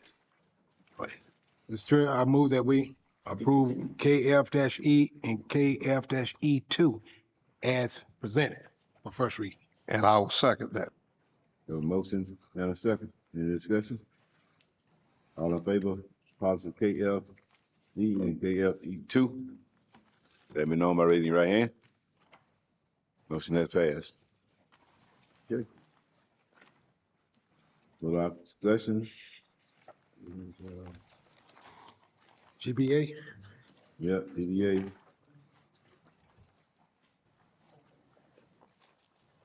Open and hire, who's gonna do that? Well, I think that was something the board wanted to discuss, and I think that has That's something to you do. and Ms. Pruitt? Ms. Pruitt, wasn't it? Yes, I think that it's important that we approve all hires at this point, not just certified staff. And I think that it should have been a board action item tonight, due to the current nature of our district and the assumption in the public that we approve all hires is not true. And I think that we need to amend all policies related to that, and we need to see every hire at this point. So you mean classified and certified? That's right. Okay. Well, it's up for discussion, and if what we have to do is discuss it, if we want to make it an action item, then we have to move forward. Putting it on as an action item, but we can discuss it right now. Anybody want to move around the room? How the other board members feel about it? Yeah, I'm fine with it. I'm good with it. I'm in agreement with it. Yeah. All right, so we'll put it on as an action item, and we'll bring it back to the next board meeting and put it on the agenda for the next board meeting and on the first reading, and make sure we are in compliance with everything. Okay. Thank you. All righty. Superintendent's report.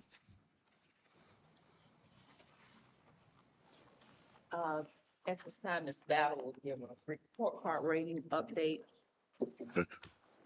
And she'll also be sharing information from our STEM night. Mr. Davis, can't see that. I just need the first part that's in blue. If you can make that larger, please. Report card ratings were released today at 10 o'clock by the South Carolina State Department of Education. Thank you. You will see a 3-year comparison for our schools, starting with BIS. In 2023, BIS was unsatisfactory with a score of 27. In 2024, they were below average with a score of 37. 2025, below average with a score of 39. Blenheim Middle School of Discovery, average in 23 with a score of 38. Below average, 24, score of 34. And below average, 2025. Clio, average, 37. Below average, 35. And most recently, below average, 40. McCall Elementary, we received 2 report cards for McCall and also for Wallace for the elementary and for the middle. Elementary was below average at 34, unsatisfactory at 33, and now below average at 34. McCall Middle, good, 50. Average 41, good 52. Wallace Elementary, average 49, below average 38, and now below average 41. Wallace Middle, excellent at 57, average at 41, and now average at 47. Marlboro County High School, unsatisfactory at 30, unsatisfactory at 32, below average at 43. As you will notice, we have no schools that are classified as unsatisfactory for the first time in at least 4 years. We have no schools that are unsatisfactory.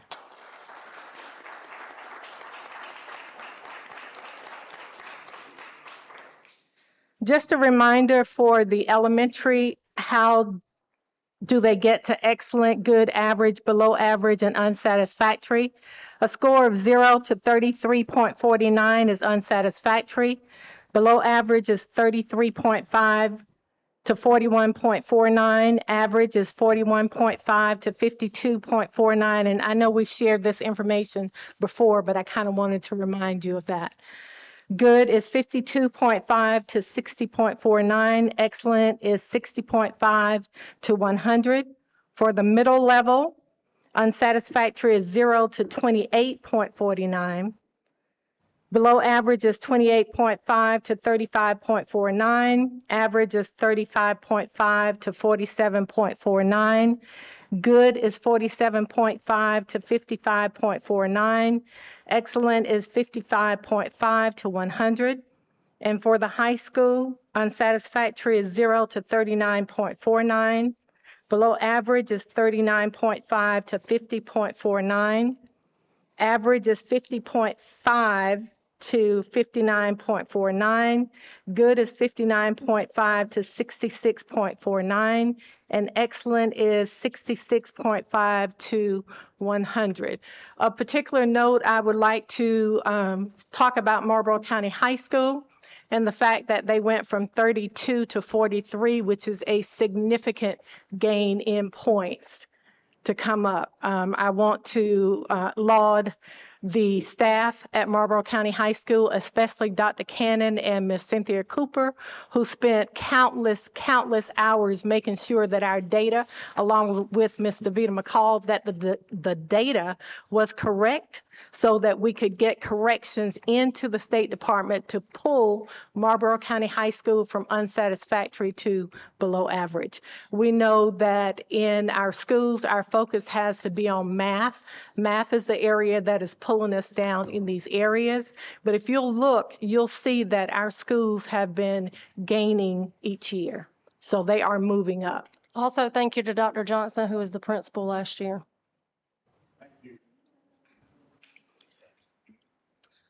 Since the last meeting, I can see now that the average for Blenheim was 38, 34, 32. It's progressively gone down.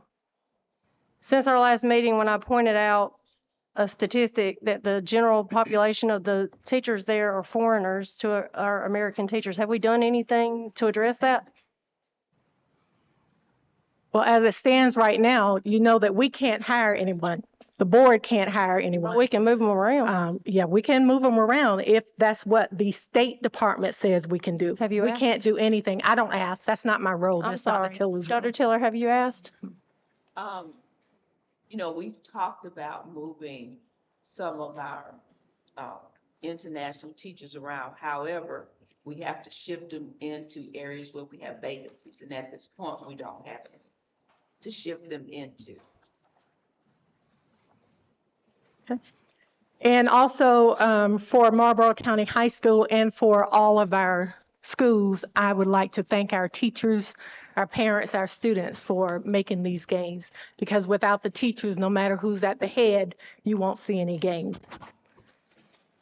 The other thing that I want to tell you about the report card is that the graduation rate for Marlboro County High School is 75.2. Great.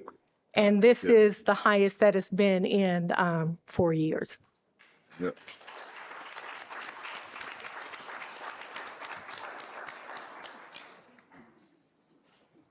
And that is it in a nutshell. Thank you, Ms. Battle. Can I just add this to it? I just want to go back to the policy or the code GBA, and I just want to read this.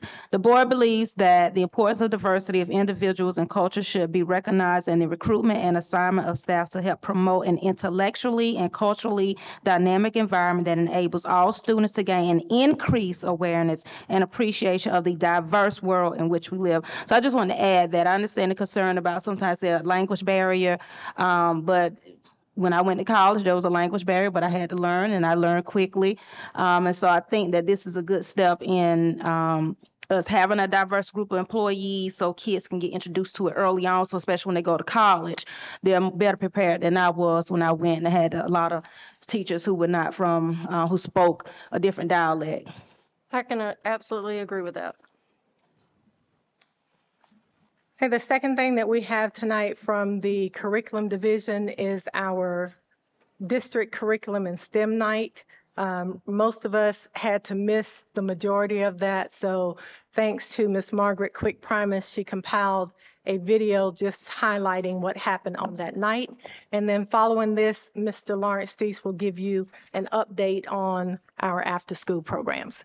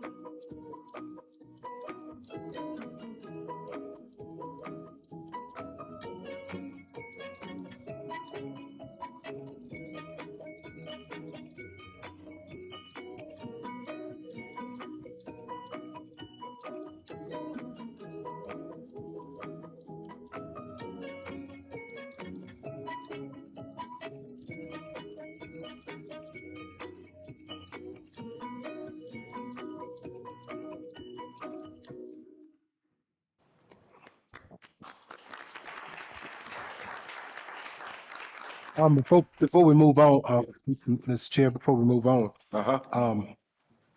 I do want to thank Dr. Tiller, Ms. Battle, the curriculum department, all the principals and teachers, because they moved us from where we were. Yeah. And they brought us up. So I appreciate you all trying to move the district forward. We realize that we got a lot of work ahead of us and a lot of work to do, but we do appreciate the small gains. Every little bit help. And I want you to know, I appreciate all you all are doing to help move Marlboro County forward. Feel extremely proud of, especially on the high school level, to move us just a notch is a plus. Get us out of that danger. Really appreciate that. Thank you for the job. Thank you for the job you've done. Chairman, Coachman, Board, Dr. Tiller, good evening. Just here to bring you an update on our after-school programs. Yes, sir. With Marlboro County High School beginning operation of their Bulldog Boost program on Wednesday, November 5th, we will have after-school programs going in all of our schools. Venusville Primary School began their after-school program on September 15th. Their program operates Monday through Friday from 2:30 to 5:30, and they have a 21st Century grant to run their program, and they currently have 53 students enrolled in their program. BIS, Blenheim, McCall, and Wallace began operation on Wednesday, October 22nd. All programs operate Monday through Thursday. Blenheim, Clio, Wallace, and McCall all operate from 3:15 until 5:15, and Bennettsville Intermediate operates from 3 o'clock to 5 o'clock. And when Marlboro County High School starts on Wednesday, they'll operate Monday through Thursday from 3:30 to 5:30. Enrollment is as follows at Bennettsville Intermediate. There are 39 students currently enrolled, 32 currently enrolled in Blenheim, 35 in Clio, 18 in Wallace, and 18 in McCall, and 32 in Wallace. Each program can hold or serve up to 80 students. We originally identified students who needed help based on their scores on SC Ready and their I-rated scores at the beginning of the school year. And next week, we're going to open the program up to parents who want to enroll their students in those slots that have not been taken up, and we plan to start those students in January. Thank you. Okay. Thank you, Mr. Dees. Okay. All right. Nothing on the superintendent's report? No, Dennis. All right. Okay. Strickland. It's my turn. Yes. Mr. Chair, I'd like to make a motion that we adjourn this meeting. Motion to adjourn the meeting. Have a second. Second. Any discussion? If there's any, all in favor, let me know. Raise your right hand. Meeting is adjourned.